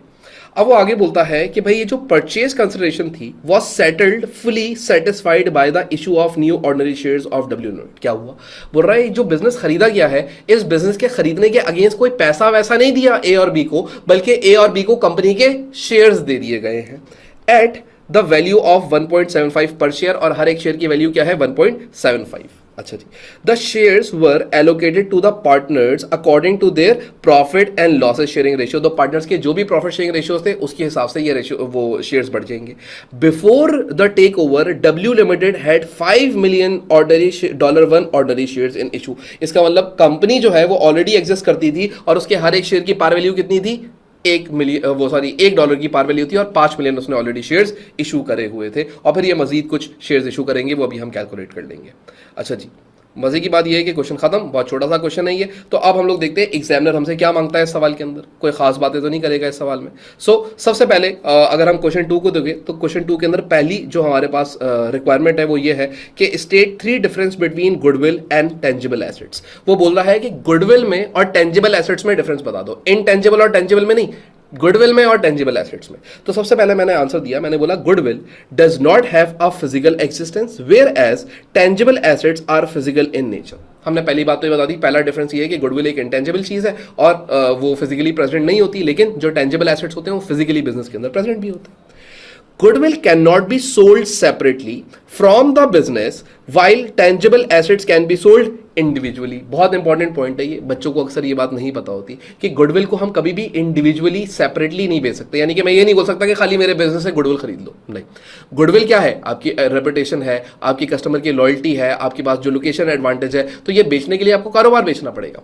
तो गुडविल कारोबार के साथ लिंक्ड होती है, इसलिए गुडविल सेपरेटली नहीं बेच सकती, लेकिन टेंजिबल एसेट्स इंडिविजुअली आप बेच सकते हो। मोटर व्हीकल बेच दी, कोई इक्विपमेंट बेच दिया, कोई और नॉन करेंट एसेट बेच दिया। अगला पॉइंट मैंने लिखा, the value of goodwill is subjective and depend on factors such as reputation. जो गुडविल होती है उसकी जो कैलकुलेशंस होती हैं वो हमेशा, या उसकी जो वैल्यू होती है वो डिपेंड करती है, वो बड़ी सब्जेक्टिव होती है। वो डिपेंड करती है आपके बिजनेस की रेपुटेशन पे, आपके लॉयल कस्टमर्स के ऊपर, आपके लोकेशन एडवांटेज के ऊपर। लेकिन whereas the value of tangible asset is more objective and can be measured more reliably. और साथ में ये भी बोला गया, लेकिन जो टेंजिबल एसेट्स होते हैं वो उनके वो जो होते हैं मैंने यहाँ पे एक टर्म यूज करी कि they are more objective, they can be measured reliably. इसका मतलब यह है कि ये ज्यादा ऑब्जेक्टिव होते हैं और इनकी जो अमाउंट है उसको हम बहुत रिलायबली मेजर भी कर सकते हैं। ठीक है, अब आगे आ जाओ तो बोलता है भाई कैलकुलेट। अब यहाँ पे कैलकुलेशन स्टार्ट हो रही है, तो आ जाए भाई कैलकुलेशंस पे चलते हैं। Calculate the purchase consideration payable by W limited. तो बोल रहा है डब्ल्यू लिमिटेड को आप लोगों ने जो परचेज कंसिडरेशन देनी है वो परचेज कंसिडरेशन वो कितनी देंगे डब्ल्यू लिमिटेड वाले। तो सबसे पहले अगर हम यहाँ पे देखें तो इन्होंने जो एसेट्स टेक ओवर करे थे वो ये सारे एसेट्स टेक ओवर करे थे। ठीक है, तो इनका पहले हम टोटल निकाल लेते हैं। तो यहाँ पे हम लिखते हैं कि भाई कैलकुलेशन ऑफ परचेज consideration,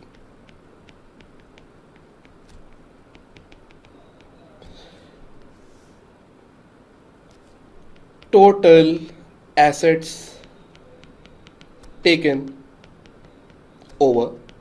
कितने टोटल एसेट्स इन्होंने टेकन ओवर करे हैं, तो भाई आ जाए इसको निकाल लेते हैं। 174,000 प्लस 48,000 प्लस 89,000 प्लस 91,000। तो जो एसेट्स इन्होंने टेक ओवर करे हैं वो है 402,000 के। तो यहाँ पे हम लिखेंगे 402,000। तो ये तो इन्होंने एसेट्स टेक ओवर करे हैं, लेकिन साथ साथ इन्होंने एसेट्स के अलावा गुडविल भी पे करी है। तो जो इनकी गुडविल है वो हम यहाँ पे रिकॉर्ड करेंगे गुडविल। और गुडविल हम ऑलरेडी ऊपर वर्किंग में कैलकुलेशन कर चुके थे इसकी। कहाँ कैलकुलेशन करी थी हम लोगों ने, यहाँ पे। तो 1,23,000 रुपये की गुडविल भी है। तो यहाँ पे हम लिखेंगे 123,000 की गुडविल पे कर रहे हैं। तो टोटल परचेज कंसिडरेशन कितने की बन गई, तो यहाँ पे हम लोग निकाल लेते हैं प्लस 123,000, ये आ गया 525,000। यानी कि टोटल जो बिजनेस एक्वायर हो रहा है वो 525,000 के अंदर एक्वायर हो रहा है। यानी कि जो डब्ल्यू लिमिटेड है वो 525,000 के अंदर ये बिजनेस खरीद रही है। तो यहाँ पे अगर हम लोग लिखें तो ये हमारे पास आ जाएगी परचेज कंसिडरेशन। ये हमने कैलकुलेशन कर ली। अब हम आगे बढ़ते हैं। बोलता है कंप्लीट। अब देखो बोल रहा क्या, complete the capital account of A and be on next page, show the final settlement the partners partnership cash at bank account. ठीक है जी, आखिर में सेटलमेंट दिखानी है, यानी कि बैलेंस की फिगर दिखानी है। तो अब ये रहा आपके पास क्या कहते हैं अपना, अल्लाह भला करे, एक प्यारा सा अकाउंट, लेकिन ये गलत सा बना हुआ है, मतलब वैसे बना हुआ है। तो इसको पहले हम पेज पे एडजस्ट कर लेते हैं। सो ये हमारा पेज पे एडजस्ट हो गया। अभी थोड़ी देर पेज थोड़ा छोटा बड़ा नजर आएगा क्योंकि ये रोटेट करा है मैंने पेज, फिर वापस इसको रिवर्स कर दूंगा। सो हम लोग यहाँ पे स्टार्ट करते हैं। हम लोगों ने इनका कैपिटल अकाउंट बनाना है और फिर सारी एडजस्टमेंट्स यहाँ पे रिकॉर्ड करनी है। तो यहाँ पे हम सबसे पहले रिकॉर्ड करेंगे बैलेंस बीडी, यानी कि ब्रॉड डाउन बैलेंसेस। तो यहाँ पे आ जाए हम कैपिटल अकाउंट के बैलेंस बीडी लिखते हैं, बैलेंस बीडी। ये सारा अकाउंट किस दिन बन रहा है, अब 31 दिसंबर को बन रहा है। तो यहाँ पे डेट का कॉलम इसलिए इसने दिया हुआ भी नहीं है। तो आ जाए इनके हम कैपिटल अकाउंट बैलेंसेस देख लेते हैं। तो कैपिटल अकाउंट बैलेंसेस यहाँ से तो नहीं मिलेंगे हमें, यहाँ से इंसर्ट से मिल जाएंगे। सो अगर आप इनके कैपिटल अकाउंट बैलेंसेस देखें तो ये रहे, एक का कैपिटल अकाउंट 2 लाख है और दूसरे का कैपिटल अकाउंट 1.5 लाख था। पहले तो ये आप लिखोगे 2 लाख और 1.5 लाख। ठीक है, फिर उसके बाद हम लोग थोड़ा सा आगे आते हैं और हम देखते हैं कि भाई इन लोगों को कोई प्रॉफिट ऑन रियलाइजेशन वगैरह भी हुआ था। तो हम लोग अगर उसकी कैलकुलेशन करें तो भाई आ जाए हम लोग उसको देख लेते हैं कि इनको प्रॉफिट ऑन रियलाइजेशन कितना हो रहा है। तो भाई इनका जो बिजनेस है अगर हम उसको देखें तो भाई इनके बिजनेस के अंदर क्या क्या चीज़ें थी। इनके बिजनेस से लिया गया इक्विपमेंट, इनके बिजनेस से लिया गया मोटर व्हीकल, इनके बिजनेस से लिया गया इन्वेंट्री और ट्रेड रिसीवल्स। यानी कि ये 4 चीजें ली गई हैं। यानी कि कंपनी ने इनसे ये 4 चीजें एक्वायर करी इनके नाम के साथ साथ, इनकी गुडविल के साथ साथ। 186,000 प्लस 55,000 प्लस 73,000 प्लस 94,000, यानी कि जो इनकी बैलेंस शीट वैल्यू है उस बैलेंस शीट वैल्यू के मुताबिक 408,000 के इनके एसेट्स बनते थे। लेकिन ये 408,000 के एसेट्स बिजनेस ने कितने के लिए थे, 525,000 के, राइट, 525,000 के। तो यहां पे पहले तो इनको ये एक गेन हुआ, ये गेन कितने का हुआ, -525,000। एक तो गेन इनको ये हो गया 1,17,000 रुपए का, और साथ साथ एक गेन इनको और हुआ है 1,000 रुपए का डिस्काउंट भी मिला था इनको। तो यहां पे हम रिकॉर्ड करेंगे 1,000 रुपए का डिस्काउंट रिसीव भी हुआ है इनको। तो टोटल जो गेन ऑन रियलाइजेशन है वो 118,000 का हुआ है। अब मैं इसको दोबारा से समझाता हूं क्या कह रहा हूं। उसने आपसे ये बोला है बड़े आराम से कि यार आपने कैपिटल अकाउंट बनाना है। अब कैपिटल अकाउंट बनाने के लिए हमें जाहिर सी बात है, जब ये बिजनेस बेच रहे हैं तो उन्होंने जो एसेट्स बेचे उनके ऊपर जो उनको गेन हुआ वो कितना गेन हुआ, तो भाई इन्होंने ये सारे एसेट्स जो बेचे, ये सारे एसेट्स कुल मिला के बनते थे इनकी बुक्स के हिसाब से 4,08,000 रुपए के, लेकिन इन्होंने इसको बेचा है 5,25,000 रुपए का, तो 1,17,000 रुपए का क्या हो गया, इनको गेन ऑन रियलाइजेशन हो गया। फिर साथ में इन्होंने खुद ही अपने ट्रेड पेबल्स को भी एडजस्ट किया, यानी कि खुद पेमेंट करी उनको और उनसे 1,000 रुपए और बच गए, तो ये भी इनका क्या हो गया, गेन ऑन रियलाइजेशन हो गया। तो टोटल गेन ऑन रियलाइजेशन कितना बन रहा है, 1,18,000 रुपए। तो अब हम लोग इसको प्रॉपर वे के अंदर यहां पे अगर लिखना चाहें तो ये हमारे पास आ गया कि भाई रियलाइजेशन, यानी कि this is what, this is gain on realisation, gain on realisation. और ये गेन ऑन रियलाइजेशन पार्टनर्स को बांट दिया जाएगा। तो दो पार्टनर्स हैं ए और बी, और 1,18,000 रुपए इन दोनों को बांट दो। कैसे बांटोगे, इनके प्रॉफिट शेयरिंग रेशियो पे, और जो प्रॉफिट शेयरिंग रेशियो था वो सवाल के अंदर गिवन था ऑलरेडी 3:2, यानी कि ये बन जाएगा 3/5 और ये बन जाएगा 2/5। तो आ जाए इनके गेन्स को कैलकुलेट कर लेते हैं। तो इनके गेन्स कितने बन रहे हैं, 118,000 into 3 डिवाइडेड बाय 5, तो ये एक का बन गया 708,000 और दूसरे का निकाल लो तो -118,000 कर लो डायरेक्टली, तो ये बन जाएगा 47,200। तो अब यहां पे हम आएंगे और यहां पे हम आके लिखेंगे गेन ऑन रियलाइजेशन। एक का आया था हमारे पास, अभी हमने निकाला, विच वॉज 708,000 और दूसरे का आया था 47,200। एक हम लोगों ने ये वाली चीज़ यहाँ पे लाके रिकॉर्ड कर ली। फिर इसी तरीके से अगर आप लोग आगे आ जाएं तो इनके जो करंट अकाउंट के बैलेंसेस थे अब उनको हम एडजस्ट कर लेते हैं। तो करंट अकाउंट अगर आप देखो तो एक का नेगेटिव है और एक का पॉजिटिव है। तो जिसका पॉजिटिव है उसका क्रेडिट साइड के ऊपर आ जाएगा, तो यहाँ पे हम लिखेंगे करंट अकाउंट। बी का पॉजिटिव है 5,000, तो ये 5,000 रुपये इधर आ जाएगा, और ए का नेगेटिव है करंट अकाउंट, तो वो डेबिट साइड पे आ जाएगा। कितना नेगेटिव था इसका, इट वॉज 10,000, राइट। सो यहाँ पे हम लाके 10,000 मेंशन कर देंगे। बस इसके अलावा अब इनको क्या मिला है, अब इनको शेयर्स मिले हैं। तो जो शेयर्स मिले थे अगर हम वहां पे देखें तो शेयर के बारे में ना आपको बड़ी एक चीज बड़ी क्लियर होनी चाहिए। यहां पे आके तुम एक चीज नोटिस करो, इनको जो टोटल अमाउंट में ये जो बिजनेस बिका है ये 525,000 का बिका है, और ये 525,000 की जो अमाउंट है इस अमाउंट को हमने क्या करना है, इनको शेयर्स में बांट देना है। और हर एक शेयर की वैल्यू कितने में बांट रहे हैं, 1.75। तो इसको मैं सबसे पहले क्या करूंगा, डिवाइड करूंगा 1.75 से। तो 525,000 डिवाइडेड बाय 1.75, तो ये मुझे पता लग गया 3 लाख आंसर आ रहा है, यानी कि ये 3 लाख आंसर आया। अब हम लोगों ने करना क्या है, अब हम लोगों ने इसको बांट देना है किसके अंदर, दोनों पार्टनर्स के अंदर। तो अब हम किस तरीके से बांटेंगे, तो ये 3 लाख हमारे पास ऑर्डिनरी शेयर्स हैं और बाकी जो है वो सारा प्रीमियम है। ये क्या आ गया, 3 लाख ऑर्डिनरी शेयर्स, ठीक है। ये 3 लाख क्या है, ऑर्डिनरी शेयर्स हैं, और बाकी क्या हो जाएगा, -525,000, ये हो जाएगा हमारे पास 2,50,000 रुपये का प्रीमियम। ये शेयर प्रीमियम आ गया हमारे पास। ये मैं इसलिए ब्रेक कर रहा हूं, आगे अगर बैलेंस शीट मांगी तो उसमें काम आएगा। तो ये ऑर्डिनरी शेयर कैपिटल है और ये शेयर प्रीमियम नहीं मांगी तो फिर कहीं काम नहीं आएगा, बट डायरेक्टली हम इसको रिकॉर्ड कर लेंगे। तो भाई अब आ जाओ, 5,25,000 बांटने हैं दोनों पार्टनर्स में, और वो बटेंगे कैसे, इनके प्रॉफिट शेयरिंग रेशियो के अंदर। तो भाई 5,25,000 इंटू 3 डिवाइड बाय 5 पहले कर लेते हैं। तो 5,25,000 into 3 divide by 5 is equal to, ओहो मैंने क्या कर दिया, 5,25,000 इंटू 3 डिवाइडेड बाय 5, मैंने एक जीरो ज़्यादा लिखा है क्या, इंटू 3 डिवाइड बाय 5, ठीक है। 3,15,000 बन रहा है, वो 31,50,000 पे चली गई अमाउंट, इतनी बड़ी नहीं हो सकती ना, क्योंकि टोटल ही 5,25,000 है। तो भाई ये एक को मिल जाएगी 3,15,000 और दूसरे की हम निकाल लेते हैं। तो 5,25,000 में इसको कितना मिल जाएंगे शेयर्स, 2/5, तो ये मिल जाएगा इसको -525,000 कर दो डायरेक्टली, तो 2,10,000। ये इनको क्या मिल गया, डब्ल्यू लिमिटेड की तरफ से शेयर्स मिल गए। कैसे मिले, एक को मिले 3,15,000 और दूसरे को मिले थे 2,10,000, एंड दैट इज इट। अब हम क्या करेंगे, इनके अकाउंट को बैलेंस करेंगे और इनकी बैंक की फिगर कैलकुलेट करेंगे। तो आ जाए भाई, इनके अकाउंट को बैलेंस करते हैं और इनके बैंक की फिगर को कैलकुलेट करते हैं। तो देखो पहले वाले की कौन सी साइड हैवियर है सर, इसकी डेबिट साइड हैवियर है, ठीक है। तो ये बन जाएगा 3,50,000, तो यहाँ पे हम लिखते हैं 3,50,000। यहाँ पे भी आ जाएगा 3,50,000 और इधर बैंक की बैलेंसिंग फिगर आ जाएगी, यानी कि जो बैंक से एडजस्ट होगी अमाउंट, तो वो निकाल लेते हैं। 3,50,000 में से माइनस करो 325,000 माइनस 708,000 माइनस 200,000, तो भाई ये आ रहा है इनके पास 5 इतनी 325, मैं कोई एक जीरो ज़्यादा डाल रहा हूँ बार बार, माइनस 2 लाख, ये 2 लाख निकल गया, माइनस 70, ये 7,800 है ना मेरे ख्याल से, गेन ऑन रियलाइजेशन हमने जो निकाला था 7,800, मैंने ये एक ज़ीरो ज़्यादा लिखा हुआ है बेटा, इस वजह से मेरा आंसर मसला कर रहा है। ठीक है जी, तो ये 54,200 बन जाएगा, इसको रिकॉर्ड करेंगे 54,200। और दूसरे वाली की देखते हैं कौन सा साइड हैवियर है, इसकी भी क्रेडिट साइड ही हैवियर है, तो पहले 2,10,000 रुपये दोनों साइड पे लिख देते हैं।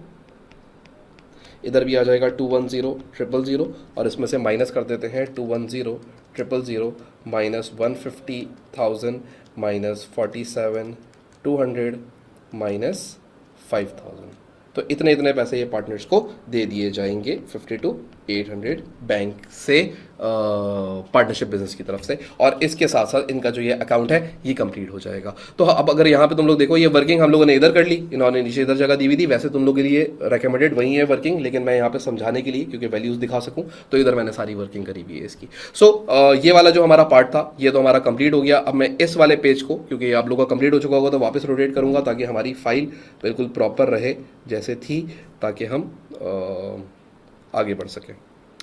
ऑलराइट, अब वो आपको बोलता है बड़ी इंपॉर्टेंट बात, मजे की बात, ये बच्चे ना अक्सर इसमें गलती करते हैं। बोलता है prepare journal entry of W limited to record the acquisition of partnership. बोल रहा है जो डब्ल्यू लिमिटेड ने बिजनेस एक्वायर करा है, इसकी डब्ल्यू लिमिटेड ने एंट्री क्या बनाई होगी? भाई बड़ी सिंपल एंट्री बनाई होगी, मैं आपको बताता हूं क्या एंट्री बनी होगी। सबसे पहले मुझे ये बताओ कि डब्ल्यू लिमिटेड ने लिया क्या क्या। सर डब्ल्यू लिमिटेड ने इक्विपमेंट लिया, इक्विपमेंट कितने का लिया? 174 का लिया। तो पहले तो वो इक्विपमेंट को डेबिट करेगा कितने से? 174 से। मोटर व्हीकल को डेबिट करेगा 48 से। तो पहले ये दो लिखते हैं, equipment debit. W limited entry बना रहा है ना, तो बोलेगा मेरे पास इक्विपमेंट आ गया 174 का, फिर मेरे पास मोटर व्हीकल आ गई 48,000 की, फिर इसी तरीके से मेरे पास और क्या आई? इन्वेंट्री आई 89 की और ट्रेड रिसीवेबल्स आए 91 के। तो इन्वेंट्री आ गई, ये हमारे पास 89 की आ गई, ट्रेड रिसीवेबल्स आ गए,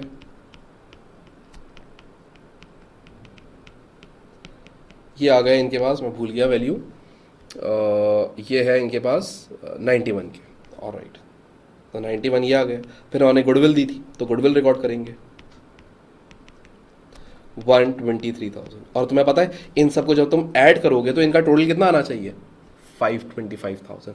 और ये 525,000 उन्होंने क्या करे थे? शेयर्स के थ्रू दिए थे। तो ऑर्डिनरी शेयर कैपिटल और शेयर प्रीमियम दोनों मेंशन किया जाएगा एंट्री में। तो पहले शेयर प्रीमियम कर लो मेंशन और फिर ऑर्डिनरी शेयर कैपिटल, और ये दोनों हम लोग कैलकुलेशन के अंदर अभी बात करके आ चुके हैं, तो इत्तेफाक से उसकी एंट्री की जरूरत हमें यहीं पड़ गई। तो ऑर्डिनरी शेयर कैपिटल 3 लाख का है तुम्हारे पास और शेयर प्रीमियम तुमने 2,25,000 रुपए का दिया है। तो यहाँ पे तुम्हारे पास आ जाएगा शेयर प्रीमियम 2,25,000 रुपए का और ऑर्डिनरी शेयर कैपिटल 3 लाख रुपए का। कंपनी ऐसे एंट्री अपने पास बनाएगी। अब कुछ बच्चे क्या करते हैं, यहाँ पे डायरेक्टली इसका टोटल ऑर्डिनरी शेयर कैपिटल लिख देते हैं। देखो याद रखिएगा 525,000 जो है ये अमाउंट के अंदर ऑर्डिनरी शेयर्स की पार वैल्यू भी शामिल है और प्रीमियम भी शामिल है। अब इसमें से पार कितना है और प्रीमियम कितना है वो निकालने के लिए मुझे इसको डिवाइड करना पड़ेगा। जितने का हर एक शेयर दिया गया 1.75 का, तो आई नो टेक्निकली इसमें 1.75 में 1 पार वैल्यू थी और 0.75 प्रीमियम था, तो मैंने उसके अंदर इसको क्या करा?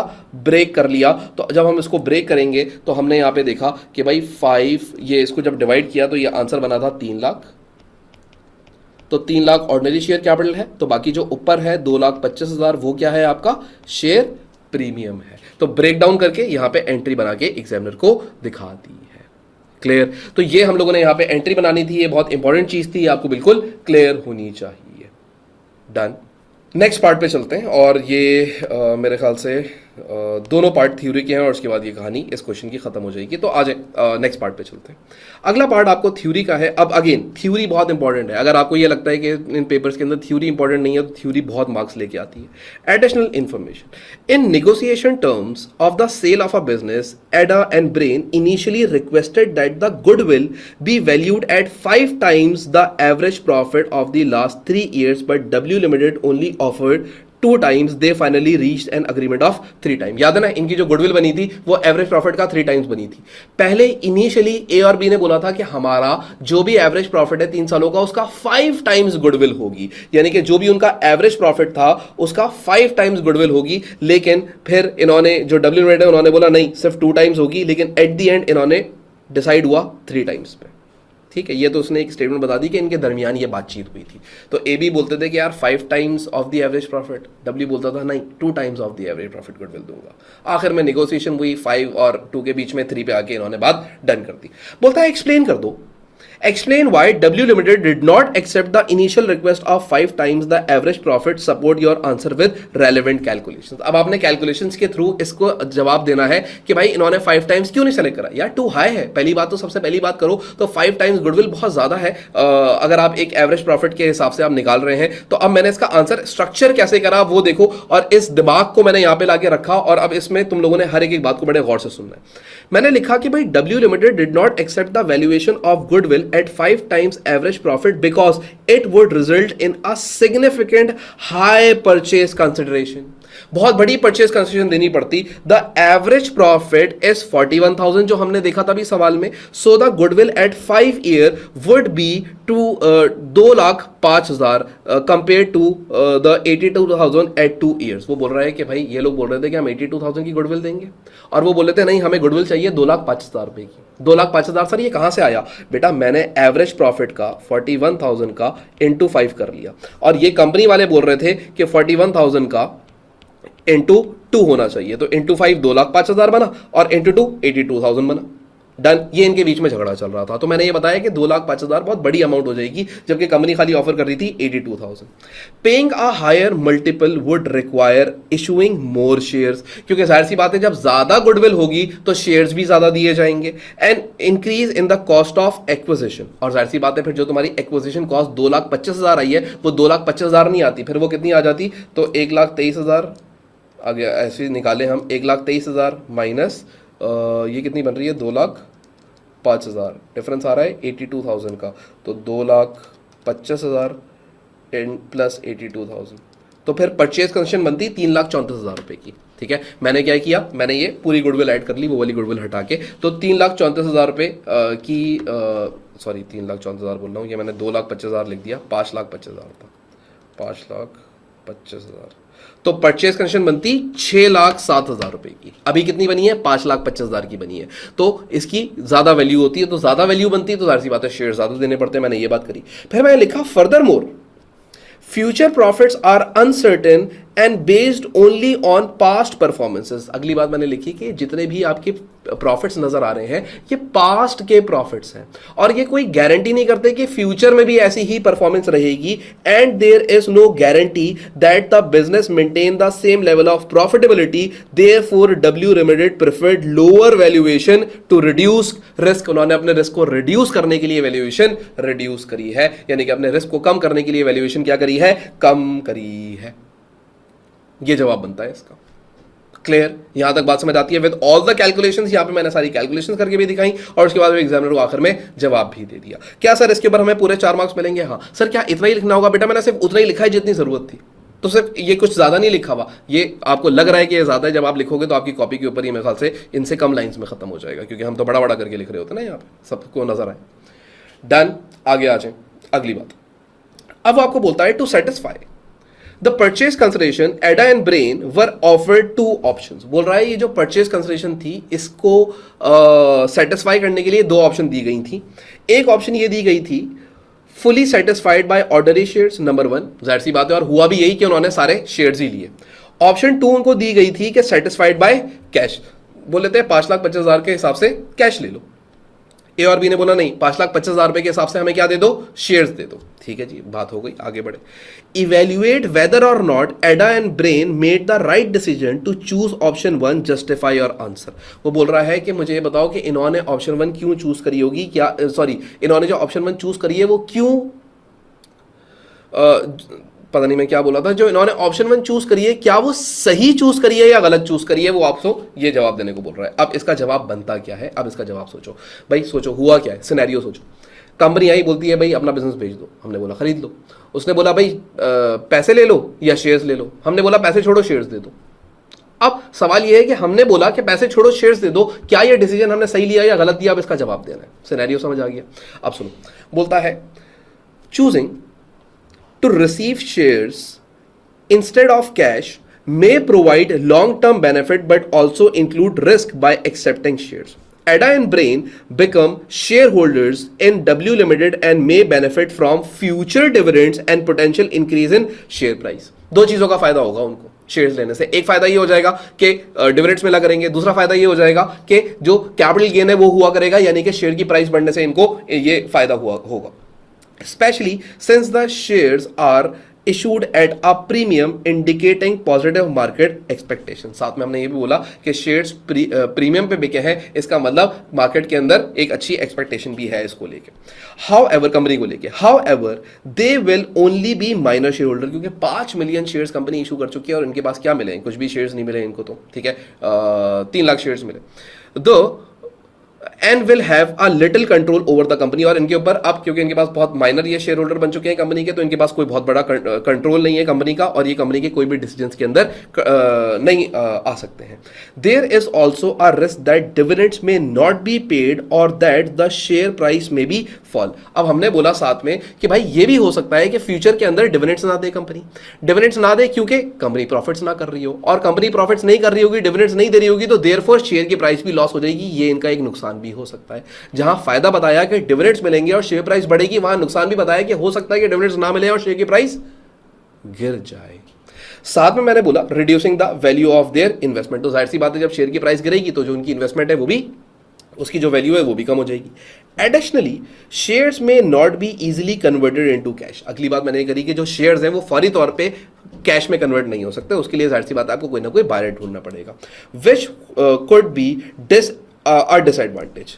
Overall, although shares offer potential for growth, cash may have been safer option depending on their personal circumstances and risk performances. अब यहाँ पे हमने आखिर में बात क्या करी, हमने बोला कि यार देखो शेयर्स अपने अंदर एक फ्यूचर का पोटेंशियल तो रखते हैं, उनके अंदर एक ग्रोथ के चांस तो होते हैं, तो ये सही है कि वो उन्होंने ऐसा कर लिया, लेकिन अगर वो कैश लेते तो वो ज्यादा सेफर ऑप्शन होती। लेकिन अगर मेरे पास ये थोड़े ज्यादा मार्क्स का होता तो मैं इसके अंदर ये भी बोलता कि फिर हमें ये भी देखना चाहिए कि ए और बी क्या रिटायरमेंट की तरफ जा रहे थे या वो किसी और अपॉर्चुनिटी की तरफ जा रहे थे। अगर वो कोई और नया बिजनेस खोलना चाह रहे थे तो उनके लिए कैश ज्यादा बेहतर था, और अगर वो रिटायरमेंट प्लान कर रहे थे तो फिर शेयर्स कंपनी के अंदर पड़े रहने थे और उससे वो जो भी पैसा आता रहे उसको एंजॉय करते रहे। तो ये बात भी मैं लिखता अगर ये 7 मार्क्स के ऊपर होता, लेकिन 5 मार्क्स पे मेरे यहाँ पे पॉइंट्स खत्म हो चुके थे तो मैं यहाँ पे रुक चुका। मैंने बता इसलिए दिया कि ये भी एक्स्ट्रा बात है जो आपको पता होनी चाहिए। डन। और उसके साथ साथ हमारा ये वाला क्वेश्चन भी कंप्लीट हो गया है। अच्छा जी, अब हम आ चुके हैं क्वेश्चन नंबर 3 पे, और क्वेश्चन 3 जो है हमारे पास, हम इस सवाल को पढ़ना स्टार्ट करते हैं। बोलता है BPLC provided the following financial information for the year ended December 2024। ठीक है जी, दिसंबर 2024 की आपको कुछ फाइनेंशियल स्टेटमेंट्स प्रोवाइड कर रहा है। सबसे पहले बोलता है statement of financial position at December 2024, तो दिसंबर 2024 की फाइनेंशियल स्टेटमेंट दे रहा है, बैलेंस शीट बना के दे रहा है। नॉन करेंट एसेट्स के अंदर उसने प्रॉपर्टी प्लांट एंड इक्विपमेंट्स दे दिए 714,000 के, हमने बोला ठीक है। आगे आ जाए तो बोलता है करंट एसेट्स के अंदर इन्वेंट्री दे दी, ट्रेड रिसीवेबल्स दे दिए और कैश एट बैंक दे दिया। इत्तेफाक है कि इस पूरे सवाल में इंटरनेशनल अकाउंटिंग स्टैंडर्ड सिर्फ IAS 7 पूरा आया और इसके अलावा कोई और स्टैंडर्ड नहीं आया अभी तक। खैर फिर आगे आ जाओ तो इक्विटी सेक्शन है, उसके अंदर आपके पास ऑर्डिनरी शेयर कैपिटल 5 लाख के हैं, उनकी पार वैल्यू $1 है, रिटेन अर्निंग्स 172,000 के हैं। आपके पास नॉन करेंट लाइबिलिटीज़ के अंदर डिबेंचर है 2 लाख का, और उसके बाद आपके पास ट्रेड पेबल्स हैं, और उसके बाद आपके पास इक्विटी एंड लाइबिलिटीज़ हैं। फिर आगे वो बोलता है extract of statement of profit loss, यानी कि इनकम स्टेटमेंट बना के दिया।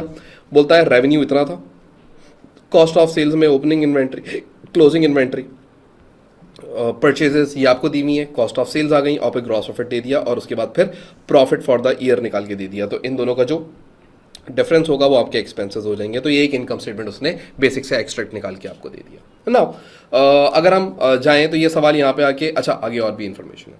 आगे वो बोलता है कि भाई the following information is also available. Number 1, all sales revenue and purchases are on credit. बोलता है जितनी भी सेल्स हुई हैं और जितनी भी परचेज हुई हैं सब क्रेडिट पे हुई हैं। उन्होंने बोला ठीक है आगे बताओ। बोलता है dividends paid during the year. तो बोलता है जो डिविडेंड्स आपने पे करे हैं वो फाइनल डिविडेंड्स आपने 2023 वाले एक तो पे करे हैं 60,000 और बोलता है इंटरम डिविडेंड्स आपने पे करे हैं 35,000 पे, यानी कि 2 डिविडेंड्स आपने पे करें।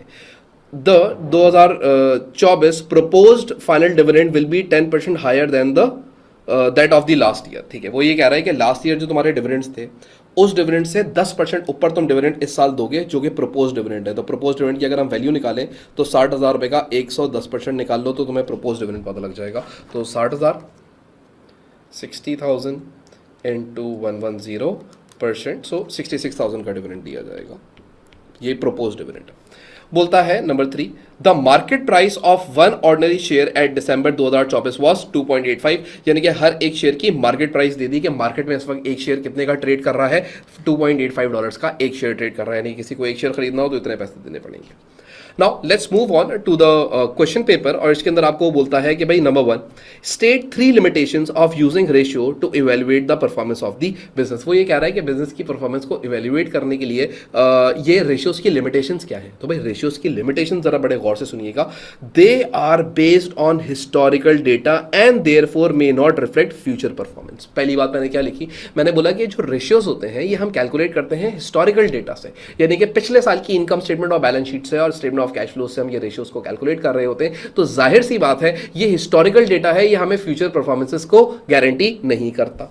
अगली मैंने बात लिखी, financial statements only include monetary information and ignore qualitative factors such as customer satisfaction. तो मैंने यहां पे एक और बात ये लिखी कि भाई ये जितने भी हम रेशियोज कैलकुलेट करते हैं ये फाइनेंशियल स्टेटमेंट से आते हैं और फाइनेंशियल स्टेटमेंट्स बनती ही सिर्फ मॉनेटरी वैल्यूज के ऊपर है। जिन चीजों को हम रिलायबली कैलकुलेट कर सकते हैं, जिन चीजों को रिलायबली मेजर कर सकते हैं, वही चीजें हमारी फाइनेंशियल स्टेटमेंट के अंदर रिकॉर्ड होती हैं। तो इस वजह से, इस रीजन की वजह से हम बहुत सारे फैक्टर्स को इग्नोर कर जाते हैं, जैसे कि customer satisfaction and etcetera. Ratios do not explain the reason behind the performance. Ratios कभी भी रीजन नहीं बताते कि ये परफॉर्मेंस के अंदर डेटोरेशन क्यों आ रही है, and are calculated based on data at a specific point in time. और वो एक सिर्फ आपको सिर्फ ये बता देते हैं कि एरिया ऑफ कंसर्न बता देते हैं कि किस एरिया में इशू है, लेकिन वो ये नहीं बताते कि रीजन क्या है, वजह क्या है, कॉज क्या है। कॉज नहीं बताते वो आपको। तो ये कुछ लिमिटेशंस थी, 3 उसने मांगी थी, हमने 3 यहाँ पे वो क्या कहते हैं लिमिटेशंस पहले लिख दी और फिर उसके बाद अब हम लोग आगे चलते हैं और अगली चीज़ हम लोग देखते हैं यहाँ पे। तो अब अगली चीज़ वो आपको बोलता है कि भाई कैलकुलेट 2 डेसिमल प्लेस। आप लोगों ने 2 डेसिमल प्लेसेस के ऊपर कैलकुलेट करके देना है। सबसे पहले हम लोगों ने डिविडेंड यील्ड कैलकुलेट करके देना है। अब ये जो डिविडेंड यील्ड होता है, अगर हम इसके बारे में बात करें थोड़ी सी, अगर मैं आप लोगों को यहाँ पे दिखाऊं, मैं अगर आप लोगों को दिखाऊं कि डिविडेंड यील्ड बेसिकली था क्या, तो डिविडेंड यील्ड का मतलब होता है कि भाई आपका यील्ड का मतलब क्या होता है। पहले तो यील्ड का मतलब समझ आना चाहिए। यील्ड का मतलब होता है आउटकम, यील्ड का मतलब होता है रिटर्न, यानी कि जो भी मैं पैसे लगा रहा हूं उसके अगेंस्ट मुझे रिटर्न कितना मिल रहा है। तो इसका फॉर्मूला होता है डिविडेंड्स पर share divided by market price पर शेयर, या फिर डिविडेंड्स पर शेयर डिवाइडेड बाय मार्केट पर शेयर। ये हम लोग इसका फॉर्मूला लिखते हैं और इसका मतलब क्या होता है, how much dividend is paid in terms of the share price, यानी कि जो भी तुम्हारी शेयर की प्राइस है उसके अगेंस्ट तुम्हें कितना डिविडेंड मिल रहा है। तो अगर हम लोग यहां पे देखें तो इसका जो फॉर्मूला बनता है वो बनता है डीपीएस अपॉन एमपीएस इनटू 100। तो यहां पे हम पहले क्या करते हैं, मेंशन कर लेते हैं एक फॉर्मूला जो कि अभी हम लोगों ने सीखा कि भाई वो होता है डीपीएस अपॉन एमपीएस। और मैंने इसलिए आपको फॉर्मूला भी दिखा दिया ताकि आपको मैं थोड़ी सी क्लैरिटी दे सकूं कि हम लोगों ने जो प्रीवियसली लेक्चर्स के अंदर पढ़ा था तो उससे आपको फॉरन ऐसा रिफ्लेक्ट होना चाहिए कि यार ये डीपीएस अपॉन एमपीएस है। अब अगर हम लोग डिविडेंड्स पर शेयर निकालना चाहें तो डिविडेंड पर शेयर कैसे निकलेगा, तो भाई इस साल का जो तुम्हारा डिविडेंड है वो है कितना।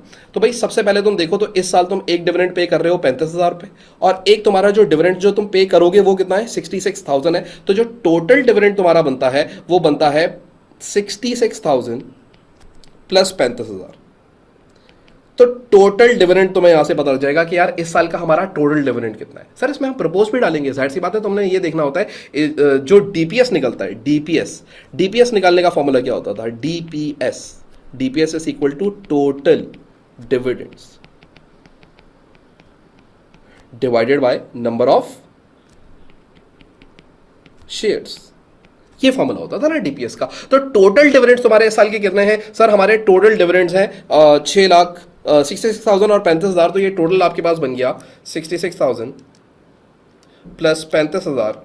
ये आपके पास मेरा बेटा बन गया 1,01,000 101,000। और इसको तुम डिवाइड कर लो अब 101,000 को, ठीक है। इसको तुम डिवाइड कर लो नंबर ऑफ शेयर्स से। तो तुम्हारे पास नंबर ऑफ शेयर्स हैं कितने? तो भाई यहां पे सवाल के अंदर ही दिया हुआ था कि कंपनी के जो नंबर ऑफ शेयर्स हैं वो उनकी बैलेंस शीट में ही लिखा हुआ है कि यार हर एक शेयर $1 का है। तो अगर मैं 5 लाख को 1 से डिवाइड करूं तो भी आंसर कितना आएगा? 5 लाख ही आएगा। तो मैं इसको 5 लाख बोलूंगा कि नंबर ऑफ शेयर्स कितने?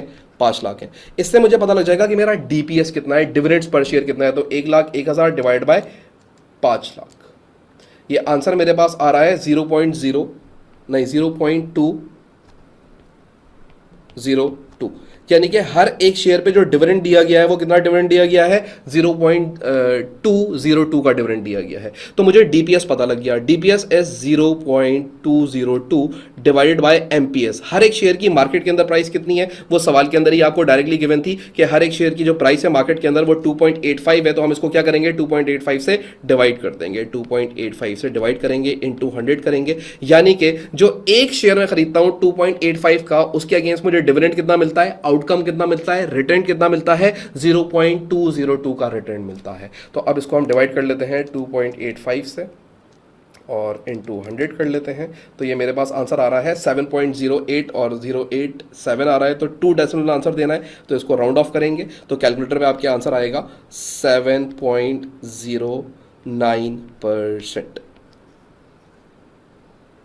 ये बात समझ आई? सो हम लोगों ने ये पहला वाला पार्ट, और ये 4 मार्क्स का है, और उसने पूछी हुई थी कि डिविडेंड यील्ड निकाल के दिखा दो, डीपीएस अपॉन एमपीएस। डीपीएस सवाल में नहीं दिया हुआ था, वो ट्रिकी पार्ट था कि बच्चों को ये समझ आना चाहिए कि यहाँ पे आपने टोटल डिविडेंड्स लेना है। अक्सर बच्चे क्या करते हैं, खाली डिविडेंड्स पेड यहाँ पे ले लेते हैं। डीपीएस के अंदर टोटल डिविडेंड लिया जाता है हमेशा, ठीक है। तो इसलिए मैंने फॉर्मूला क्या लिखा? Total dividends divide by number of shares. इससे क्या पता लग जाएगा? डीपीएस पता लग जाएगा। ये लोग अक्सर गलती करते हैं, वो खाली यहाँ पे क्या ले लेते हैं, वो यहाँ पे खाली डिविडेंड्स पेड ले लेते हैं। जब तक वो खुद नहीं बोल रहा कि यार डिविडेंड्स पेड लो, तब तक नहीं लेना, तब तक टोटल डिविडेंड्स लेने हैं आपने। Done. Now let's move on to the next ratio, जो कि बड़े मजे का रेशियो होता है, पीई रेशियो होता है। अब ये जो पीई रेशियो होता है इसको हम प्राइस अर्निंग रेशियो कहते हैं। प्राइस अर्निंग रेशियो का मतलब होता है, प्राइस का मतलब मार्केट प्राइस और अर्निंग्स का मतलब ईपीएस यानी कि अर्निंग्स पर शेयर। तो ये पीई रेशियो निकलता है। और अगर हम लोग इसको देखें तो अगर हम लोग अपने प्रीवियस लेक्चर्स के अंदर चले जाएं तो वहां पे हम लोगों ने इस पीई रेशियो को पढ़ा होगा और देखा होगा। तो यहाँ पे हमें नजर आ जाएगा, ये रहा पीई रेशियो। तो देखो फॉर्मूला क्या है, मार्केट प्राइस पर शेयर डिवाइड बाय अर्निंग्स पर शेयर, ये इसका फॉर्मूला होता है। तो अब हम लोगों ने क्या करना है, यही फॉर्मूला हम लोगों ने अप्लाई करना है और पीई रेशियो हम लोगों ने कैलकुलेट करके रख देना है एग्जामिनर के सामने। तो भाई हमारे पास पी का मतलब क्या बताया मैंने तुम्हें, मार्केट प्राइस पर शेयर, ठीक है। एमपीएस अपॉन ईपीएस का मतलब क्या होता है, अर्निंग्स पर शेयर। अब अगर हम लोग देखें तो मार्केट प्राइस पर शेयर तो हमें डायरेक्टली गिवन है। मार्केट प्राइस पर शेयर अगर तुम देखो तो वो है 2.85, लेकिन अगर हम अर्निंग्स पर शेयर देखें तो अर्निंग, अच्छा अब ईपीएस के बारे में दोबारा से थोड़ा सा बात कर लेते हैं। तो ईपीएस क्या होता था? ईपीएस का मतलब ये होता है कि यार जो भी फाइनल प्रॉफिट है, यानी कि तुम्हारा जो भी नेट प्रॉफिट है, उसको तुम जब डिवाइड कर देते हो नंबर ऑफ शेयर्स से, किससे डिवाइड कर देते हो, नंबर ऑफ, तो तुम्हें यह पता लग जाता है कि हर एक शेयर पे कितनी अर्निंग हुई है। अब अगर तुम यहां पे आके सवाल के अंदर देखो तो क्या तुम्हें पता है कि तुम्हारा जो प्रॉफिट है वो कितना है? हाँ सर 1,90,000। और क्या तुम्हें यह पता है कि तुम्हारे टोटल नंबर ऑफ शेयर्स कितने हैं? हाँ सर, हम लोगों ने इसको डिवाइड कर लिया था 1 से, तो 5 लाख ही थे। तो अगर मैं तुमसे बोलूं कि यार जरा ईपीएस तो निकाल के दो, तो तुम बोलोगे सर प्रॉफिट है 1,90,000 190,000 और इसको तुम डिवाइड कर लोगे 5 लाख से, तो तुम्हें ईपीएस पता लग जाएगा। तो आ जाए पहले ईपीएस निकाल लेते हैं। तो ईपीएस आ जाएगा 190,000 divided by 5 lakh equal to 0.38, यानी कि तुम्हारा हर एक शेयर पे कमाई कितनी हुई है, 0.38, और तुम्हें तुम्हारे डायरेक्टर्स ने कितना दिया है हर एक शेयर पे डिविडेंड, 0.02। तो जो भी टोटल अर्न किया था उसमें से 0.02 दे दिया और बाकी अपने पास उन्होंने रिटेन कर लिया होगा। इसका मतलब ये भी है। अब अगर हम लोग यहां पे इसका फॉर्मूला अप्लाई करें तो 2.85 जो कि हमारे पास पी है और क्या कहते हैं अर्निंग्स हमारे पास 0.38 आ गई। तो आ जाए इसका आंसर निकाल लेते हैं। तो ये आ जाएगा हमारे पास 2.85 डिवाइडेड बाय 0.38 ही है ना, तो ये मेरे पास आंसर आ रहा है 7.5। कितना आंसर आ रहा है, 7.5। 1.5 और ये आंसर 1 से ऊपर आता है तो अच्छी बात होती है, लेकिन इसको कंपेयर किया जाता है दूसरे बिजनेस के साथ। तो ये पीई रेशियो हमने कैलकुलेट कर लिया, प्राइस अर्निंग रेशियो कैलकुलेट कर लिया, यानी कि जो भी हम प्राइस पे कर रहे हैं उसके अगेंस्ट हमें अर्निंग्स कितनी कर रही है कंपनी, तो अर्निंग्स के अगेंस्ट हम प्राइस पे करते हैं। और याद रखिएगा पीई रेशियो एक बहुत इंपॉर्टेंट रेशियो होता है, कभी भी इन्वेस्टमेंट करने के लिए पीई रेशियो कैलकुलेट करना लाजमी होता है। यह आपको आपके शेयर होल्डर्स का कॉन्फिडेंस शो करता है कि कंपनी के अंदर जो शेयर होल्डर्स हैं उनका कॉन्फिडेंस कैसा है, ठीक है। और ये कॉन्फिडेंस कैसे पता लगेगा, तुम दो कंपनीज को मेजर करोगे, एक का 8.5 आ रहा है, एक का 7.5 आ रहा है, तो इसके ऊपर कॉन्फिडेंस ज्यादा है और इस कंपनी में कॉन्फिडेंस क्या होगा, कम होगा। तो पी रेशियो जितना ज्यादा हो उतनी अच्छी बात होती है। खैर हमने ये पार्ट कैलकुलेट कर लिया, नाउ लेट्स मूव ऑन। अब वो आपसे बोल रहा है गियरिंग कैलकुलेट करके दो। अब ये गियरिंग क्या है, गियरिंग का मतलब है कि यार आपकी इदारे पे, आपकी ऑर्गेनाइजेशन पे जो फाइनेंशियल बर्डन है वो कैलकुलेट करना है। तो भाई ये गियरिंग कैलकुलेट होती है कुछ ऐसे, debt upon debt plus equity into 100, this is the formula. अब अगर हम सवाल के अंदर आगे देखें तो इनका डेट है कितना, इनका उधार है कितना, तो भाई इनका जो डेट है वो तो है 2 लाख का।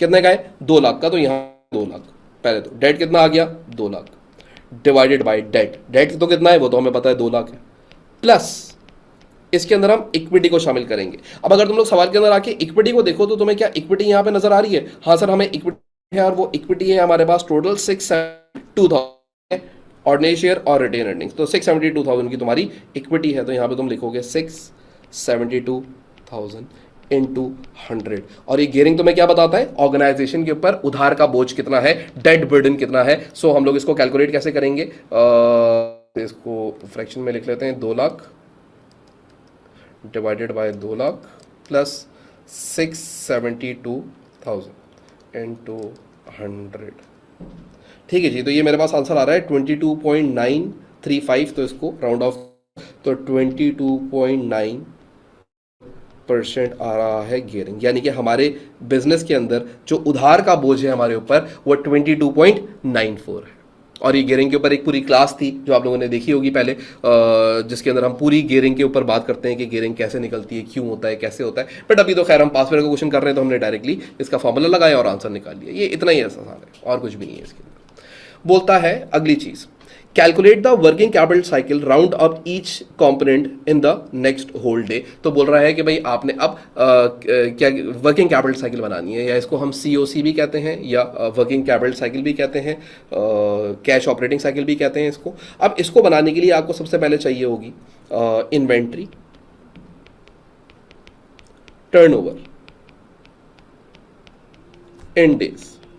तो भाई इन्वेंट्री टर्नओवर इन डेज आपको पहले कैलकुलेट करना पड़ेगा। अब इन्वेंट्री टर्नओवर इन डेज का जो फॉर्मूला होता है, अगर हम उसके बारे में बात करें, मैं इधर ऊपर वर्किंग कर रहा हूं इसकी, इन्वेंट्री टर्नओवर इन डेज का मतलब ये होता है कि भाई आप लेते हो आपकी जो भी क्या कहते हैं, अच्छा पहले एवरेज इन्वेंट्री निकाल लेते हैं ना सवाल में, सॉरी इधर नहीं है, एवरेज इन्वेंट्री पहले निकाल लेते हैं सवाल के अंदर, उसके बाद आगे बढ़ते हैं। अच्छा अगर तुम लोग यहाँ पे आगे देखो तो तुम्हारे पास जो एवरेज इन्वेंटरी आ रही है वो कैसे आएगी, देखो opening inventory plus closing inventory divide by 2, तो पहले तो एवरेज इन्वेंट्री निकाल लेते हैं। अब ये एवरेज इन्वेंट्री कैसे निकलेगी, सबसे पहले तुम बोलोगे कि भाई 56,000 प्लस 78,000 डिवाइडेड बाय 2, तो एवरेज इन्वेंट्री आ जाएगी। तो आ जाओ पहले तो सवाल में एवरेज इन्वेंट्री निकाल लेते हैं ना, तो 56,000 प्लस 78,000 डिवाइडेड बाय 2, तो ये मेरे पास आ रही है 67,000 की। डन। इसका मतलब ये हुआ कि 67,000 की तो मेरे पास एवरेज इन्वेंट्री आ गई। अब मैं क्या करूंगा इसके अंदर आगे, कुछ भी नहीं करना अब मैंने, अब मैं यहां पे आऊंगा और यहां पे आके एवरेज इन्वेंट्री की कैलकुलेशन करता हूं। तो यहां पे हम लोग कैलकुलेशन कर लेते हैं। इसका फॉर्मूला होता है एवरेज इन्वेंट्री निकालने, वो इन्वेंट्री टर्नओवर निकालने का, कि भाई आप अपनी एवरेज इन्वेंट्री को सेल से डिवाइड करते हैं और इसको मल्टीप्लाई कर लेते हैं 365 से। तो भाई अगर हम लोग यहाँ पे देखें तो हमारी एवरेज इन्वेंट्री कितनी आई थी, वो हमारी आ गई थी 67,000 की। तो यहाँ पे हम लिखेंगे 67,000 divided by cost of sales, हमें सवाल के अंदर ही गिवन है, अगर तुम यहाँ पे आके देखो, so the cost of sales was 548,000, तो इसको हम डिवाइड करेंगे 548,000 से इनटू 365। तो भाई आ जाए इसको निकाल लेते हैं, तो ये हमारे पास आंसर आ जाएगा 67,000 डिवाइडेड बाय 548,000 इंटू 365, तो ये मेरे पास आंसर आ रहा है 44.6। तो इसका मतलब इसको हमने 44.6 को नेक्स्ट डे पे लेके जाना है, तो ये कितने बन जाएंगे, 45 डेज बन जाएंगे। तो यहाँ पे हम लिखेंगे भाई ये जो आंसर आ रहा है 45 डेज आ रहा है। इसका मतलब क्या है, इसका मतलब यह है कि business takes 45 days to sell their inventory. कितने दिन लगते हैं बिजनेस को इन्वेंट्री बेचने में, 45 डेज लगते हैं। फिर अगली चीज इस वर्किंग कैपिटल साइकिल में जो हम रिकॉर्ड करते हैं वो होते हैं trade receivable turnover.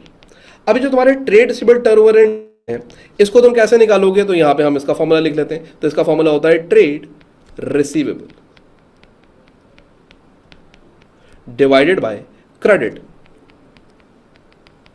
Sales into 100 लिख रहा हूं, सॉरी 365। अब आ जाओ ट्रेड रिसीवेबल्स उठा लेते हैं सवाल में से जाके। बच्चों वाले सवाल होते हैं रेशियोज के, रेशियोज में जो ना कोई इतना खास मसला नहीं होता।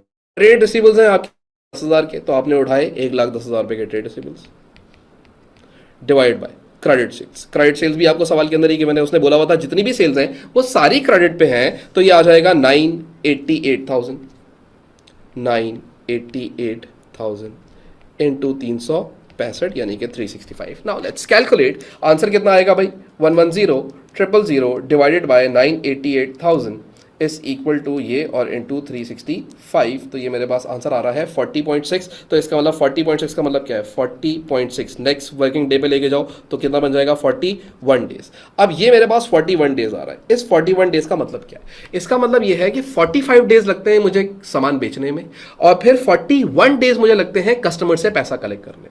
क्या बोला मैंने, 45 डेज लगते हैं इन्वेंट्री को बेचने में और 41 डेज लगते हैं कस्टमर से वो पैसा कलेक्ट करने में। अगर हम इसका टोटल निकालें तो 45 प्लस 41 होता कितना है, 86 डेज। यानी कि टोटल हमें 86 डेज लगते हैं सामान बेच के और उसका पैसा कलेक्ट करने में।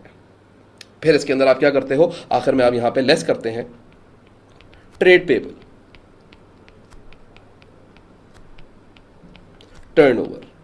अब ट्रेड पेबल टर्नओवर आपने डेज में निकालना है, बच्चों वाला काम है। फॉर्मूला क्या बनेगा, trade payables divided by credit purchases. हाँ,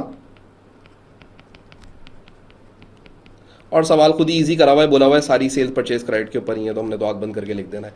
ठीक है, तो अब आप लोग अगर यहां पे देखो तो आपके ट्रेड पेबल्स कितने के हैं, 54,500 के। 54,500 लिख दो डिवाइडेड बाय क्रेडिट परचेजेस। आप देखो तो आपको इनकम स्टेटमेंट से मिल जाएगी, ये रही 570,000, राइट, 570,000 इंटू 365। आंसर निकाल लेते हैं पहले, फिर आगे बात करते हैं इसके बारे में। तो भाई ये हमारे पास आ जाएगा 54,500 divided by 570,000 into 365 is equal to 34.8। तो यानी कि ये 35 डेज बन जाएगा। 34.8 आंसर आ रहा है, तो कितना बन जाएगा, 35 डेज बन जाएगा।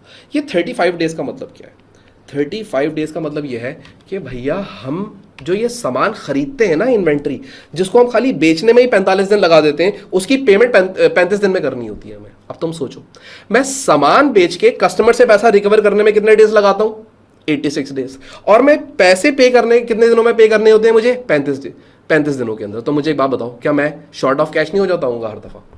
जाहिर सी बात है ना, मेरा पैसा तो अटका हुआ है कस्टमर्स के पास है, मेरा पैसा तो 85 डेज बाद आना है और सप्लायर को मैं कितने दिनों में पेमेंट करता हूं, 35 दिनों में पेमेंट करता हूं। तो इसका मतलब क्या ये पॉजिटिव बात है या नेगेटिव बात है? सर आपको पैसे, सामान बेच के पैसे आने में 86 डेज लगते हैं और आप सप्लायर को 35 दिनों में पेमेंट कर रहे हैं, तो ये आपके बिजनेस के लिए कोई अच्छी बात नहीं है। इसका आंसर अगर तुम निकालो तो इसका आंसर आ जाएगा 86 माइनस 35, तो ये आंसर आ जाएगा 51 डेज। यानी कि आसान लफ्जों में हम 51 डेज क्या है, 51 डेज हम शॉर्ट हैं, यानी कि 51 डेज हम लोग क्या है, कम है, यानी कि हमारे पास 51 डेज कम पड़ जाते हैं। क्या करने के लिए, सप्लायर को पेमेंट्स करने के लिए, क्योंकि हमारी जो पेमेंट है वो 35वें दिन होनी है और हमारे पास जो पैसा आना है वो 51 डेज बाद आना है। इसका मतलब हमारे बिजनेस के अंदर लिक्विडिटी क्राइसिस आ सकते हैं, कैश फ्लो प्रॉब्लम्स आ सकती हैं, क्योंकि हमारा पैसा अभी हमारे पास आया नहीं है, जबकि हमारे पास जाने वाला पैसा पहले से मौजूद है। हमेशा याद रखिएगा, जो वर्किंग कैपिटल साइकिल है इसका आंसर हमेशा पॉजिटिव में आएगा तो ये बुरी बात है, अगर ये आंसर पॉजिटिव में आता है तो ये बुरी बात है। मींस 86 डेज बाद तुम्हारे पास टोटल कलेक्शन होनी है, लेकिन तुम्हें पेमेंट सिर्फ 35 डेज बाद करनी है, तो 51 डेज तुम शॉर्ट पड़ गए, ये एक बुरी बात है। अगर ये आंसर नेगेटिव आ जाता तो इसका मतलब ये एक पॉजिटिव रिजल्ट होता, ये एक अच्छी बात होती। लेकिन अभी क्या है, ये एक बुरी बात है। लेकिन अभी तो खैर उसने हमसे बोला था कि यार ये हमें कैलकुलेट करके दे दो, तो हमने उसको ये चीज कैलकुलेट करके दे दी कि यार हम 51 डेज क्या है शॉर्ट है, ये आपने वर्किंग कैपिटल साइकिल बना के एग्जामिनर के सामने रख दी। नाउ वंस हमारा ये काम हो गया तो अब हम लोग नेक्स्ट पार्ट पे चलते हैं और अगला पार्ट इसका जल्दी जल्दी से अब हम देख लेते हैं। तो अगला पार्ट क्या, अगले पार्ट के अंदर वो आपसे बोलता है एक्सपीएलसी। हम एक्सपीएलसी नहीं है, हम कौन थे, हम थे बीपीएलसी। ओके, हम बी हैं और एक कोई भाई है एक्स, ठीक है, यानी कि अनदर कंपनी। बोलता है XPLC a major competitor has a shorter working capital cycle. बोल रहा है कि एक और कॉम्पिटिटर है, उसकी शॉर्टर वर्किंग कैपिटल साइकिल है, हमारी 51 डेज आ रही है। Discuss the performance of BPLC in managing its working capital cycle as compared with the XPLC. अब जो बातें मैंने करी वही मैंने यहां पे लिख दी, सुनो। PLC appears to perform less efficient than XPLC। जाहिर सी बात है, क्योंकि उसका जो वर्किंग कैपिटल है वो कम आ रहा है, यानी कि उसकी जो वर्किंग कैपिटल साइकिल है वो ज्यादा बेहतर है in managing its working capital cycle, as it has a longer cycle and therefore requires more fund to finance its operations। जाहिर सी बात है, जब तुम्हारी लॉन्ग वर्किंग कैपिटल साइकिल होगी तो तुम्हारे पास कैश तो फौरी तौर पे मौजूद नहीं होगा, तो तुम्हें ऑपरेशंस के लिए जाहिर सी बात है मसला हो सकता है और फाइनेंस करना पड़ सकता है। This may be because BPLC holds inventory for longer period, allows customers longer credit terms to पे।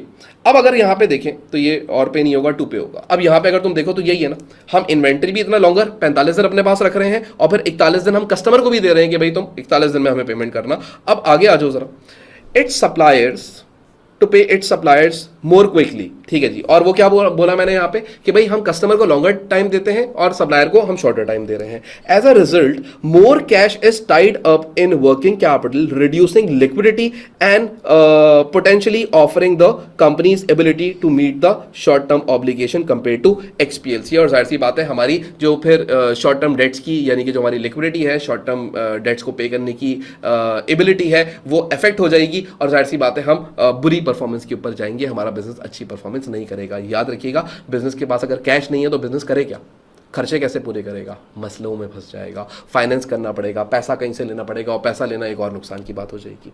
सो इसके बाद फिर हम लोग अब नेक्स्ट पार्ट पे आते हैं, जो कि टेक्निकली लास्ट पार्ट है हमारे इस क्वेश्चन का। ये हमें बोलता है कि भाई XPLC also has a PE ratio higher than B. बोल रहा है एक्सपीएलसी का पी रेशियो भी हायर है, और अभी हमने बात करी कि जिसका पी रेशियो हायर होगा उसका मतलब उस कंपनी के ऊपर शेयर होल्डर का कॉन्फिडेंस ज्यादा है। ये हमने बात करी ना, जिस कंपनी का पीई रेशियो ज्यादा होगा ये शो करता है कि उस कंपनी पे शेयर होल्डर्स का कॉन्फिडेंस ज्यादा है, और जिसका पीई रेशियो कम उस पे कॉन्फिडेंस कम है। अब ये बात मैंने यहां पे कैसे लिखी, देखो बोलता है discuss the performance of BPLC measured by its PE ratio as compare to XPLC. अब उसने हमें वैल्यूज तो नहीं दी, लेकिन उसने बता दिया कि भाई उसका ज्यादा है एक्सपीएलसी का। BPLCA has a lower PE ratio than the XPLCA which suggest that investors have less confidence in BPLC's future growth prospects. पहली बात तो हमने ये कर दी कि शेयर होल्डर्स का कॉन्फिडेंस कम है बीपीएलसी पे। This may indicate the company share price are relatively low compare to its earnings और that investors expect more future performances. वो क्या बोल रहा है, वो ये बोल रहा है कि कंपनी के जितनी कंपनी अर्निंग्स करके दे रही है उसके मुकाबले में जो उसकी शेयर की प्राइस है वो कम है, लेकिन सस्ता शेयर होने के बावजूद भी लोग नहीं खरीद रहे क्योंकि कंपनी के ऊपर शेयर होल्डर का कॉन्फिडेंस ही नहीं है। आगे बात मैंने ये लिखी कि in contrast a high PE ratio of X limited implies stronger investor confidence and better growth expectation, therefore BPLC appears less attractive to investors when compared with its competitor. और साथ में ये बताया गया कि जो एक्सपीएलसीए है उसका जो पीई रेशियो है वो ज्यादा है, वो ज्यादा शेयर होल्डर्स को अट्रैक्ट कर रहा है अपनी तरफ, और इसी वजह से जो आपका कॉम्पिटिटर है वो इसके अंदर जीत रहा है। और ये इसके साथ साथ ये आपकी एक थ्योरी थी, और ये थ्योरी के साथ हम लोगों ने ये, अगर आप लोगों ने अपने पास स्क्रीनशॉट्स का लेना है तो आप ले सकते हैं। और इसके साथ साथ ये हमारा जो पूरा पास पेपर है ये अल्हम्दुलिल्लाह अब सॉल्व हो चुका है, अब इसके अंदर कुछ भी नहीं बचा है। इंशाल्लाह ताला आने वाली क्लासेस में मजीद पास पेपर्स करेंगे, ठीक है।